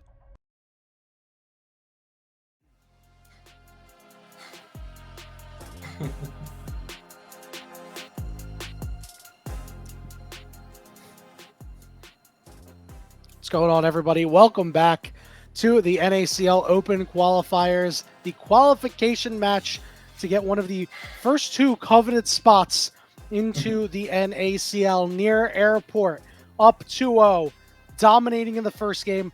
In the second game, it was a lot closer. The Friendly Fellas put up a fight, but Quacks, they're going to have to dig even deeper to give themselves a chance to come back in this best of 5. Yep, we talked about it before we shot it back toward the break and then inevitably toward the desk, Yanni, that these guys really got to dig deep in the champion pool, right? You want to go down fighting, go down swinging. And as the meta picks continue to fade away because we are in Fearless, it becomes more acceptable and honestly a bigger advantage for Friendly Fellas who are used to playing a little bit more unorthodox to pick these champions that you don't normally expect, that Near Airport might not necessarily be as used to playing against. So I really think going into this third, the potentially final game, to be honest with you, Yanni, that they really just need to start going for picks that would not be expected by Near Airport and really putting them on the back foot in this draft. Yeah, and you know what? Near Airport's been the one putting the Friendly Fellas on the back foot in the draft because of their bans. Their bans have been consistent. You've been aiming at Wixie with that Callista. It's not something Double F really plays. You've been going up top, keeping Moose Hater behind. Jax is open. You can see there was a bit of an adjustment here. Good call out. Tryndamere was the ban, and now they go after 2 of Spica's best junglers. If they want TF Blade can get the first pick Jax, they will not. They will opt into first pick Jhin. So this is definitely one of Double Lift's more recognizable AD carries, right? This is something that he is really known for and he's really, really good on, especially in combination with a lot of these really strong engage supports. Obviously, the Rel, the Rakan, the Leona, those have all banned away, but you still got, plenty of options here for Biofrost to be able to sync up with this Jhin and allow him angles to, get that Deadly Flourish combination and really lock down a target, potentially for Spica to join up with as well. I think that would provide a lot of setup for your jungle pool, for your jungle champion later down the line. So there's a lot riding here for NA and what they want to do in terms of strategy. We see Orianna and Kai'Sa getting picked up here for the side of the Friendly Fellas. Alistar going to come in, so probably going to dissuade any ball delivery systems. Jace going to be the pickup as well. So the Friendly Fellas have their pick of the litter when it comes to champions that remain that are good to put the Orianna ball on. And I have to think they're probably just going to try and lock in their support, right? Try to get something that counters the Alistar, and the Nautilus will be the answer. So similar lane archetypes for the Kai'Sa and the Nautilus. This is a good 2v2 pairing, and something that honestly I think will really complement what Wixie and Tyson have been doing this entire series, right? They want to go aggressive. We saw it so many times in game 2 where Wixie was just dancing on that Ezreal, right? But unfortunately, he didn't really have the early game presence on the champion in order to potentially snowball that further and give an avenue for his team to play around. This time, though, Kai'Sa a little bit more active in the early game and paired up with the Nautilus, it opens up opportunities to get a snowball lead through from the spot. Hear me out. They're going to Nautilus ult the back line. Kai'Sa's going to get the ball and is going to fly in, and they're going to shockwave around Kai'Sa. It's actually a valid thing that you could do. It's not really the greatest idea. We'll see what the rest of these picks coming out are. Maokai banned, Malphite banned, Viego going to be the pickup here for the Friendly Fellas. This leads me to believe we might see a Gnar maybe come in for the Friendly Fellas on R5. It would be a really good pick. We'll see what the options are for Near Airport. They're going to go for Galio here, so that will lock in your solo lanes, and now we just need a jungler. I honestly could not tell you what Spica is going to go for here. I mean, you need maybe a little bit of oomph, but it's going to be the Kindred that gets locked in. I mean, good choice. You've got the Galio. Now, though, the question becomes, who is going to be played up in the top lane? I mean, it's hard to think of, right? The only other champion unpicked by Moose Hater that he's played before is that Fiora, and that wouldn't be good. This is good. I think the Poppy is a good response. There's plenty of dashes, plenty of engage from Near Airport, so I do think that this is a good response coming out here from the Friendly Fellas. But the big question is around that Viego, right? Can Griffin step up, be the central carry for this team in this all-important, very decisive Game 3 that will determine whether or not they promote? That is the big question on everybody's mind. Can the facilitator of the Friendly Fellas be the carry when they need it most? It's going to be up to Wixie and Griffin to give them a chance here against Near Airport on this Viego and on this Kai'Sa. And it's a tall task, Yanni. I'm not going to lie. Based on how these games have been going, it's very, very difficult to see the light at the end of the tunnel after those last couple of matches. And one player that's really going to need to step up this game especially is Dunn. There isn't really a good champion to put the ball on. It's really Tyson if you land a long-range hook. Yeah. It's really Poppy if you get a creative angle and you happen to be close as Orianna. But most of this game, he's going to have to create for himself, put himself in positions to land multi-man shockwaves, even burn his flash for a couple, because it's going to be such a key ultimate to really tie the room together of what the friendly fellas want to do. We'll see absolutely how things shake out, Quacks. So we're already going to see them go after Tyson, deal a little bit of damage. Hook's going to go down. Double lift, just you get off a fourth shot this early, you're going to feel pretty good about it. Ouch. As Wixie is taken down to half.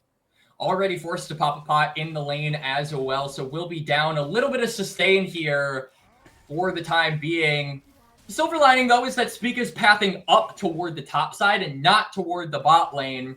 Really, I think just wanting to get around that dragon, right? I mean, you look for the scaling on near airport, and it is really, really high, right? A lot is riding on this mid-jungle duo and Galio's ability to rotate, so definitely looking at Pobelter this game, as well as Spica, to be able to control the space around a lot of these neutrals early on. Yeah, clear away from the bottom lane because the Kaisa and the Nautilus, they can be volatile. If you give them some early kills, they will run away with the game. See what the move is going to be for Griffin as well, if he just wants to head to his bottom side or has an inkling of an idea that Spica has only cleared out his bottom side. It looks like it'll just be a top to bottom. We'll see if Griffin maybe is able to make a bot lane impact early.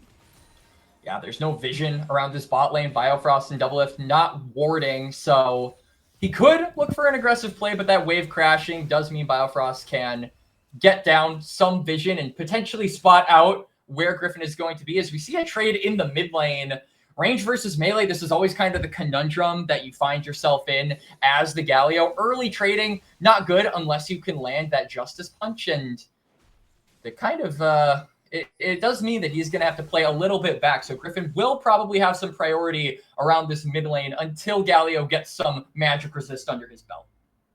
Spica hopping over the wall, and he's going to try to come all the way around here on Dunn. Dunn playing to his bottom side toward Griffin, but Pobelter, he wants to go in. Dunn has to have an idea that something's not right here. He's out of mana. Flash over the wall. Dunn's got to try to chase Pobelter. Spica wants to find Dunn. He's on vision, and he's got no idea. Now he's just got to try to get to the blast code. One more auto can do it. The shield. The red buff! Isn't enough. The red buff burns him away, and Spica gets first blood. Spica gets the kill, manages to take down Dunn, but the timing that the Orianna bot will allow this Viego to steal away that top crab, to steal away the mark, so it's not all bad for the friendly fellas. They give gold, but a crucial part that allows Kindred to snowball gets taken away from Spica early on, but he might be looking for more. He's wrapping around this bot lane, Yanni. You're going to go for it. The knockups are there. The root is down onto Tyson. Tyson has just decided, my goose is cooked. It is time to run. Wixie, I hardly knew ye. Yep, Double Lift. Gonna reap the rewards of that kill. Some gold into the pockets of Jin. And early on, 4.5 minutes in, the two carries of near airport juiced up. And it's even going to be better here for Double if they're going to shove in this wave. A clean recall will be there for the Jin, and he will come back with an absolutely massive gold and item advantage. So near airport setting up their win conditions early here, and friendly fellas not really able to get anything in response. Griffin has not been able to really make an impact on any of these lanes with this Viego. I talk a lot about emotional exhaustion, and it's what happens when you're fighting so hard, you're up, you're down, you're all the way around, and then at the end of things, it maybe doesn't go your way, and you come out flat the next game. We've all done it. We've all had those 40, 45-minute bangers with friends where you just don't come out on top, and you're feeling bad about it, and the next game, your team just has nothing in the tank. And right now, the friendly fellas, their tank is on E after that game too. They need something, a miracle, somebody to kickstart this game to get them in it. Because if the game remains this way for much longer, they'll just find themselves out of it before they know it. And it's only 5.5 minutes in, Quacks. Yeah, I mean, you talk about the scaling on this team. Like you said, we're only 5.5 minutes in, but looking, further forward, double marksman is never something that you want to give gold over to in this early game. It is so bad to give gold over to the Jin and the Kindred because they scale. Yeah, okay, they're going to try to go in onto Biofrost. He's taking a little low, but he flashes away. Griffin unable to make the play, but they do get the flash out.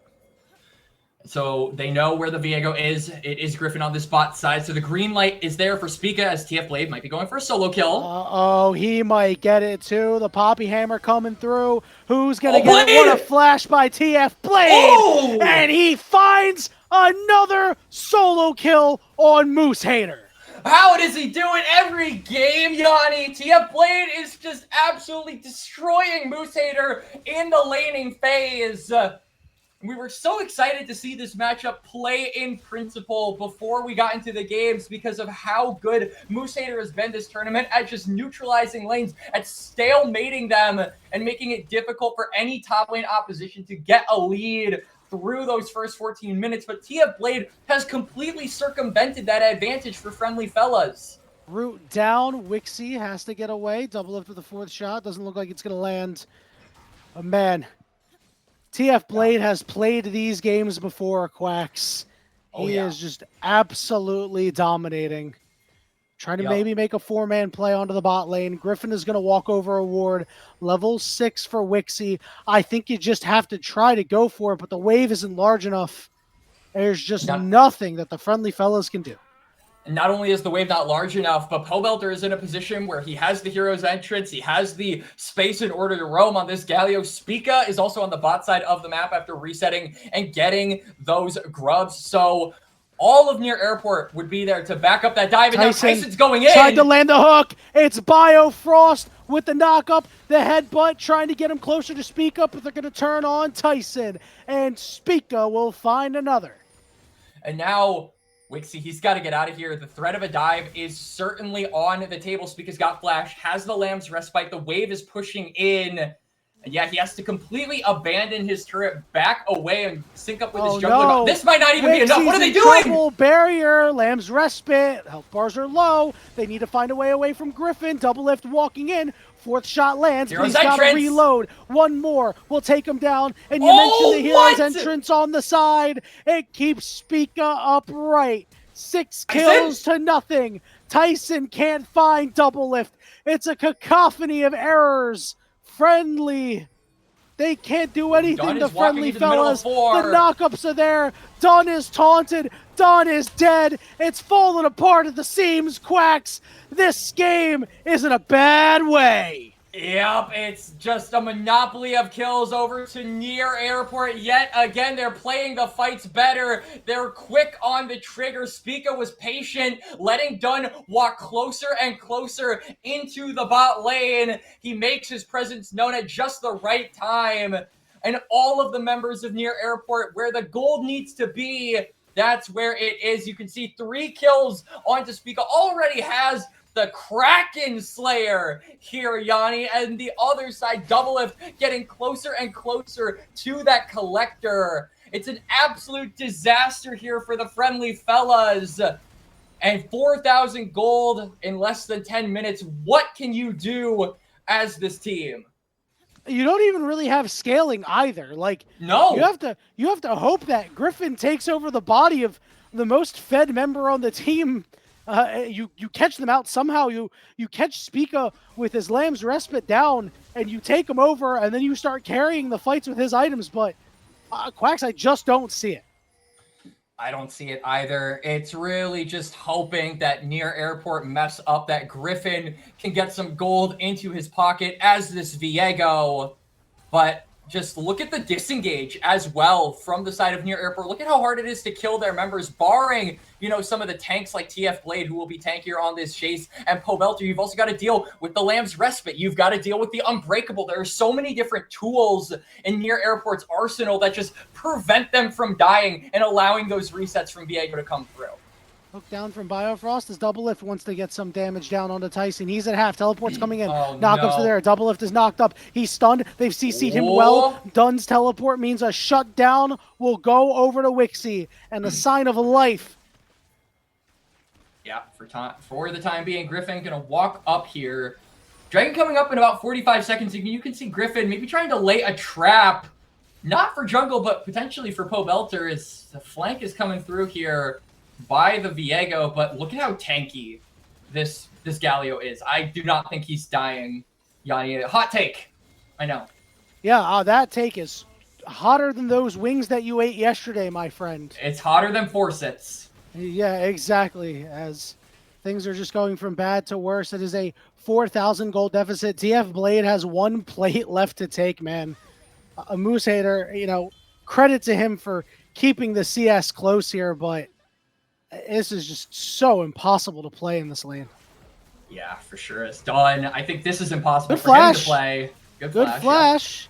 Puts the ball Ooh. out. He gets rooted as the curtain call comes through, slowing up Tyson a little bit. Tyson going to hook to the wall, and he'll block everything. Yep, good disengage there from the friendly fellas. Not only from the flash by Dunn, but also the shockwave to prevent any follow-up. This is crazy. This is wild. This is... Oh, boy. Bio Daddy is the one who lands the knock-up, and the hero's entrance is here. Pobelter walks up, lands the taunt, and down goes Nautilus. The teleport coming in from behind. Moose Hater has to make a big play. Double Lift is chunked. He's stunned, but the Lamb's Respite's going to keep him alive. Biofrost is going to get there too, and TF Blade is ready to take over. He's going after Dunn, and he finds him in the back of the pit as Double Lift is alive, and they're not able to take him down. Wixie stuck in the pit too. He falls. Moose Hater getting chased down. He's got a flash. TF Blade not ready to let him off the hook, but he will limp out and watch as the Dragon goes to near airport. And it's the spacing, it's the Lamb's Respite, it's the Galio providing all the protection. Griffin cannot get any resets on this Viego. He can't find any avenues to take down this backline. And if you cannot get that as Viego, you are unfortunately not going to be able to win out that fight. Near airport, again, 12-2 in kills. 5,000 gold up here, 13 minutes into the game. The plates haven't even dropped. They're going to press their lead even further on these top side grubs. TF Blade, like you said earlier, Yanni, close to taking down that top lane turret, but maybe he might be in a bit of trouble. They set a trap for him, but the question is, do they have the damage to kill him? He's getting low. Spica coming nearby, but he doesn't have the Lamb's Respite to save him. Oh, what? He's still alive for right now, but Spica will claim the kill. A 1-for-1 as Moose Hater has to sprint away. Yep, Moose Hater gonna get out of there, and for the time being, delay those grubs from the side of near airport. They no longer have their top laner. They've got to respond to the pushing wave on this side of the map, so that denial of the objective going to be there for Friendly Fellows, but unfortunately, they're not going to be able to take it themselves as they don't have a jungler. And Moose Hater is walking really up. wants a piece of Spica, but now he's found himself in a bad spot. Blocks the headbutt, but the Ignite is down. Spica will rifle away, and the kill will go to Biofrost. Well earned. Yep, Biofrost there to protect his jungler. He does just that. Spica stands strong, and he's actually very healthy on this Kindred because of his passive, so he should be able to join right back up with his bot lane on these grubs and take that objective that was once denied away from him. Goodness. Good lord. That's so much damage. I mean, he's got 10 stacks on his Dark Seal, man, and, I got to give a lot of credit to Near Airport. We only touched on it for a little bit, that I thought the series might be a 3-2. And I did explain to you the reason why. And I thought it was because Near Airport would have some times where they wouldn't really play a clean game. They'd leave the door open for Friendly Fellas to be able to come back. But, I mean, aside from game 2 where the door was open a couple of times, games 1 and 3 so far, the door has been slammed shut. It wasn't even open to begin with. They got the padlock. They got everything, man. They got the home security system. Like, finally, they might be able to actually make some sort of a play here as Pobelter is knocked up, trying to get away. He'll flash. He'll get rooted. He's just got to dodge the hook here on Tyson. Can he do it? It looks like he will, but yeah, man, like a really clean game in series so far from Near Airport. Yeah, I mean, it's so clean that honestly they've got like the new car smell. You all know the one, right? Yep, the one that smells so and good. it's crazy because these players have been around forever, and the new car smell's still here.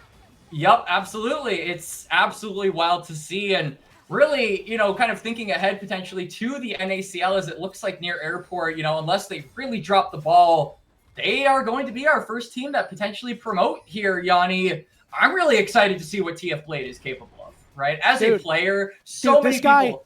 This guy owes it to, he doesn't owe anybody anything, I'll be honest. However, he owes it to the competitive community at large for what he has done in this series to at least play one game of NACL. Yeah, I have to see this guy play. Yeah, he is really good. Biofrost, for sure. looking to make a play. Heroes, entrance, 1 kill. Here comes the curtain call. 2 kills. Poe Belter gets credit for that one, as the final shot will not land on Wixie. Yep, so they're going to try and potentially walk on. He was upgrading! Shades of Baker killing Ambition! Oh my goodness! Oh my days! Spica stays alive, and Quacks, I'm so glad you called that out, bro. Oh my gosh! You could never forget about the Ambition! Oh, what a callback! Oh no! What a callback, man. How many players in the OQs know about that? Certainly all of the near airport members, because of not only how old they are, but because they capitalized off of that. They knew, they learned. Dunn in trouble here. He's very close. He's doing a lot of damage to double lift, but he just doesn't have any follow-up. He's got no mana either. Griffin, they're just trying to throw anything at a wall and see what sticks, as Pope Belter will go in and try to save his team. Lands a 2-man taunt, but the teleport is coming in. TF Blade, straight for Dunn on the back line, finds the kill, but now TF Blade's a little too deep. And it's going to be Moose Hater getting a kill. So maybe, just maybe, they're finding a way through these locks, Quacks. Yep, Friendly Fellows managed to capitalize off of a bit of a over-aggressive TP there from Kiffin. They want more. They want to go all the way. Never stops. Double lift knocked up. Biopros trying to stay alive, but the turn is doing so much. And Wixie's off to the side. Oh my goodness, he dashes in. He finds the kill. But it's Spica's time to take over. Double kill. Triple kill for Spica. And that was what was that play there from Friendly Fellows? I mean, you just siege the turret, you can find that, and you could potentially use that to go for the dragon, but they overforced their hand way too far. They were really looking for further kills, but it felt like they had the turret in their clutches off of killing TF Blade. But unfortunately now, Spica getting that triple kill, 8-0 and 11 on the Kindred, onto the Dragon, the second one here for near airport. But honestly, Yanni, do the Dragon stackings even matter at this point? It feels like, 9,000 gold, 18 and a half minutes into the game. Friendly Fellas are limping. The only thing left to do is to sing this series home. Are you sure they're even limping? Quacks, over on the East Coast, in the New Jersey, Philadelphia area, we have an acronym for this. BTA. Belt to ass. As the old heads of North America relentlessly beating the tar out of the Friendly Fellas, man. They're sieging onto this inhibitor turret. TF Blade has gone in. Oh my goodness, man. The Poe Belter lands a huge taunt. There's not too much you can say, as Dunn was stunned, and he is done. And on the backside, Tyson's got nothing. That's a 4-0. And Yanni, I do know about another thing you guys say in Philadelphia in honor of your sports team, and that is Fly, Eagles, Fly. But I'm going to modify that saying just a little bit for you here. Near airport, Fly, planes fly. They will be one of your teams in the NACL. So many people excited to see Double Lift. Well, here's your chance. Welcome to Tier 2 Near Airport.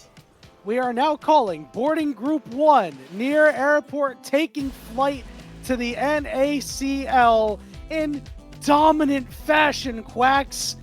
Game 1, Game 3, these things weren't even close, man. Oh, just what a performance. They got ahead early. They never took their foot off the gas, and Friendly Fellas didn't have a chance. And you know, it's been 464 days, I counted before this show went live, since Doublelift announced his second retirement. So much has changed since then, but one thing that will never change is his ability to live up to the legend of his name as a winner, as a champion. And today, Near Airport are the NACL OQ champions, one of them at least, and it's going to be so exciting to see this flame rekindled for these players into a new era of League of Legends in North America. I am excited to see Tier 2 now. I feel like a ton of more interest has now just been garnered around the scene because these players are simply going to exist in it, Yanni. And that extra bit of attention, just having these names in the scene, it is going to be a fun time, and I am excited for the future. We have entered the content era, Quacks. 2025 has thrown everything you know about competitive League of Legends and turned it on its head. We're going to have some content coming to you. Fingers crossed that we can get Ferris an interview with a member of the winning team Near Airport, and then we'll kick it to the desk to wrap a bow on this series. Don't go anywhere. We'll be back real soon.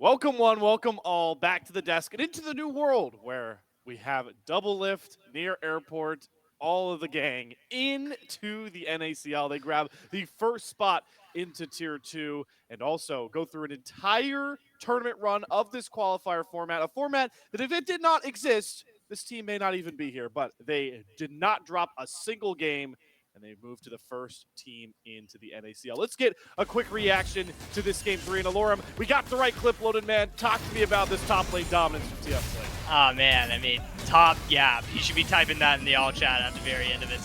I'm sorry, Moose Hater. Like, I love him, but this was masterclass gapping from TF Play. Just another, and a pretty good matchup too. Poppy into Jace is historically like not a bad matchup for Poppy, and it's just no matter the counter pick that he's picking, he's getting solo killed. TF Blade, just what a series. Just everything he's been doing this time around has been great. This was just again just desperation from the Friendly Fellas side that falls flat. Yeah, I mean, desperation leads to some terrible gameplay, right? I mean, massive knockup from Biofrost and just under that tier 2 turret. I mean, this was just grasping at straws, and unfortunately, the Friendly Fellas, I feel like they didn't come to play. Like, they knew they were matched up against, near airport, and they're like, well, guys, we got the wrong side of the bracket. Let's see if we can make it through lowers. Yeah, we'll get to the lowers conversation soon, but first, K-Man, we have a final player of the game to shout out here, and I think we got a bit of a clue there when we saw the last clip here. Spica goes about as flawless of a Kindred game as you can get. Yeah, this one to me was very obvious from draft. This Kindred is in a very, very good position to be able to take over. You put that on arguably the best player in the entire tournament with Spica, and that is a recipe to completely take over. We saw him be super aggressive early. He wasn't going to wait for his opportunity to get that power spike. He was going to get those marks as quickly as possible. And the moment that he really started pushing forward, gathering that gold lead, it was just over for Friendly Fellas on the other side. Yeah, this one was one-sided, certainly. Shibby, quickly before we move any forward, do you want to apologize to near airport right now, man? Or like, you're the only one on here who had them losing. So I don't know. I kind of want to just give you the floor to apologize or something. I was not familiar with your game, double lift. I was not. I'm apologizing, Speak. I didn't know you came here. Belt to ass. That's what happened. NA to FF. That's the only way I can put it. I apologize. You know what? I believe in Wixie and lowers. That's all I'm gonna say. Okay. All right. So I guess we figured out who was the Chiefs today and who was the Eagles. I would certainly say from near airport. So got to give a little bit of love over to my birds. Shout out Yeti for his. I heard the call. I can't believe they got Quacks to say "Fly Eagles Fly." That was hilarious. That's a good way to end it. But let's look forward now and do what I believe will be our final look at the lower bracket right now. We'll move on here. So here's the craziest part about this lower bracket, right, Alorum, is that we are still so far away from the matchup for Friendly Fellas that they actually don't fit on our bracket. They are 2 rounds away from all these matchups we were highlighting earlier. Are they on the top side or the bottom side? Top side. They're on the top side. Yeah. Okay, I'm actually very confident in the Friendly Fellas to make it all the way to the finals of losers bracket. Then I'd say if they were against what's coming up next, either Respawn or Citadel, it can kind of go either way. But I'm kind of predicting now finals. Friendly Fellas, I think they're going to beat out Tempest. Friendly Fellas against Citadel. That's what I think. Okay, all right. We get some Shibby. Any final reactions to this losers bracket? Bounce off Alorum there. I mean, just you can look at his bracket and go, one of these things is not like the other. That Respawn Citadel matchup is definitely something I'm going to be tuning into personally. I think, I kind of want to go on a curveball here. And I want to say that, I think Ducky Getters actually ends up upsetting one of Respawn or Citadel here. I think both of these teams have looked very shaky. And I think Ducky Getters can do it. And we might end up seeing FF versus Ducky Getters in the wildest twist of events. Wow, okay. Well, I'll say right here, before we get any further, don't sleep on the St. Clair team. Tempest, it does not have an easy out, I would have to say, the way they played today. But, K-Man, I'm going to steal you for this one.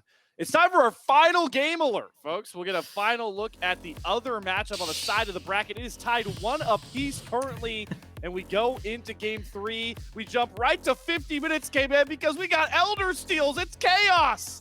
Yeah, we can see Shibby holding his head there. Unfortunately, it's not going the way of Low Jazz here today. King Clueless with the Elder Steel to give all of the pressure over to that side of the map. There is no way really to be able to come back from this. You can even see Low Jazz attempting to chase down Protoss, but like Amaz even getting taken down on the top side of this fight. That really was kind of the game deciding factor. From that point onwards, it's basically a free push down. King Clueless with a really nice Jarvan ultimate here. And as we see, the player we highlighted at the start of today, Nightstar, going untouched. An absolutely unbelievable game from him on the Tristana. He really was the influencing factor towards this win. He absolutely showed up today, and it's going to be a pretty gigantic game number 2 win for the Dogs. Yeah, I mean, I tweeted out after I saw it. I'm fully on board. You know, you guys convinced me. Alorum, brought the knowledge from his fast watching Nightstar. This guy, if he's playing like this, is certainly the future. But Alorum, I want to bring you into this one because you've been with that critical eye you've had from your pro play. Pointed towards this draft, that we're looking at. This is the Game 4 draft from AMI and Dog fans. Like, we've got some fearless-esque picks, would you say? It's pretty goofy. One thing, I actually do like AMI's draft other than the Twitch Yumi. I think if they had something like not Twitch Yumi, I guess I really just don't like those champs in particular. But I do like Malphite Orianna because Malphite in this game, he does have a lot of targets to go for, Jinx and Senna. And I mean, I'm not even going to compliment Dog Fans draft either because I don't like Senna here either. This is one of these where it's not even game 5 yet. Imagine what the draft is going to look like coming into game 5 if we're getting this kind of goofy stuff game 4. That is the best sentiment to hold. And speaking on that, Shibby, I'm gonna pull on your heartstrings, man. I'm gonna make a call to the cult of Low Jazz.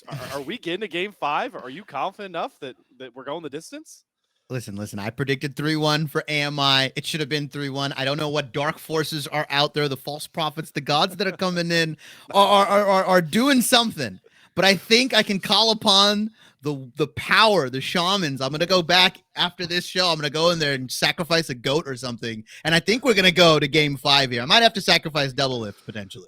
Oh boy. Okay. All right. So look out, double lifts. Jimmy will do anything to get Low Jazz into the NACL. We've learned today. We've learned a lot today, folks. It's been an absolute blast being on this desk with these three. You truly do not know how much work all these guys have put behind the scenes to make such a fun desk. It was a pleasure to take you through it as the host. Shout outs to all the production team behind the scenes that did. If you thought we did a lot of work, they did about 10 times that. So it's Grapes, it's Caddy, Rare Adam, Chris Sunga, the entire production crew made this look so amazing. We hope you enjoyed this new special edition of Tier 3 tonight. For our casters, Yanni and Quacks, and of course to the newly crowned NACL roster near Airport after their 3 over friendly fellas. We're going to send you guys over to the other side of the upper bracket. Make sure to go show some Titan Esports and Salty Rumback love over there. But for myself, Shibby, K-Man, and Alorum, this is us signing off for one final time. We'll see you when we see you.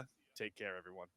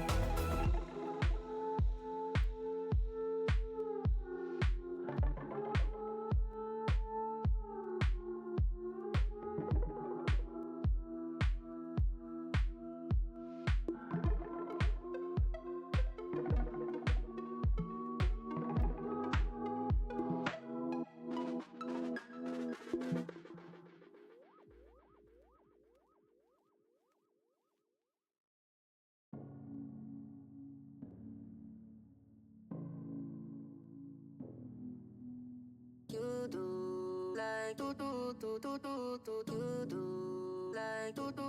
crazy, crazy, crazy, crazy, crazy,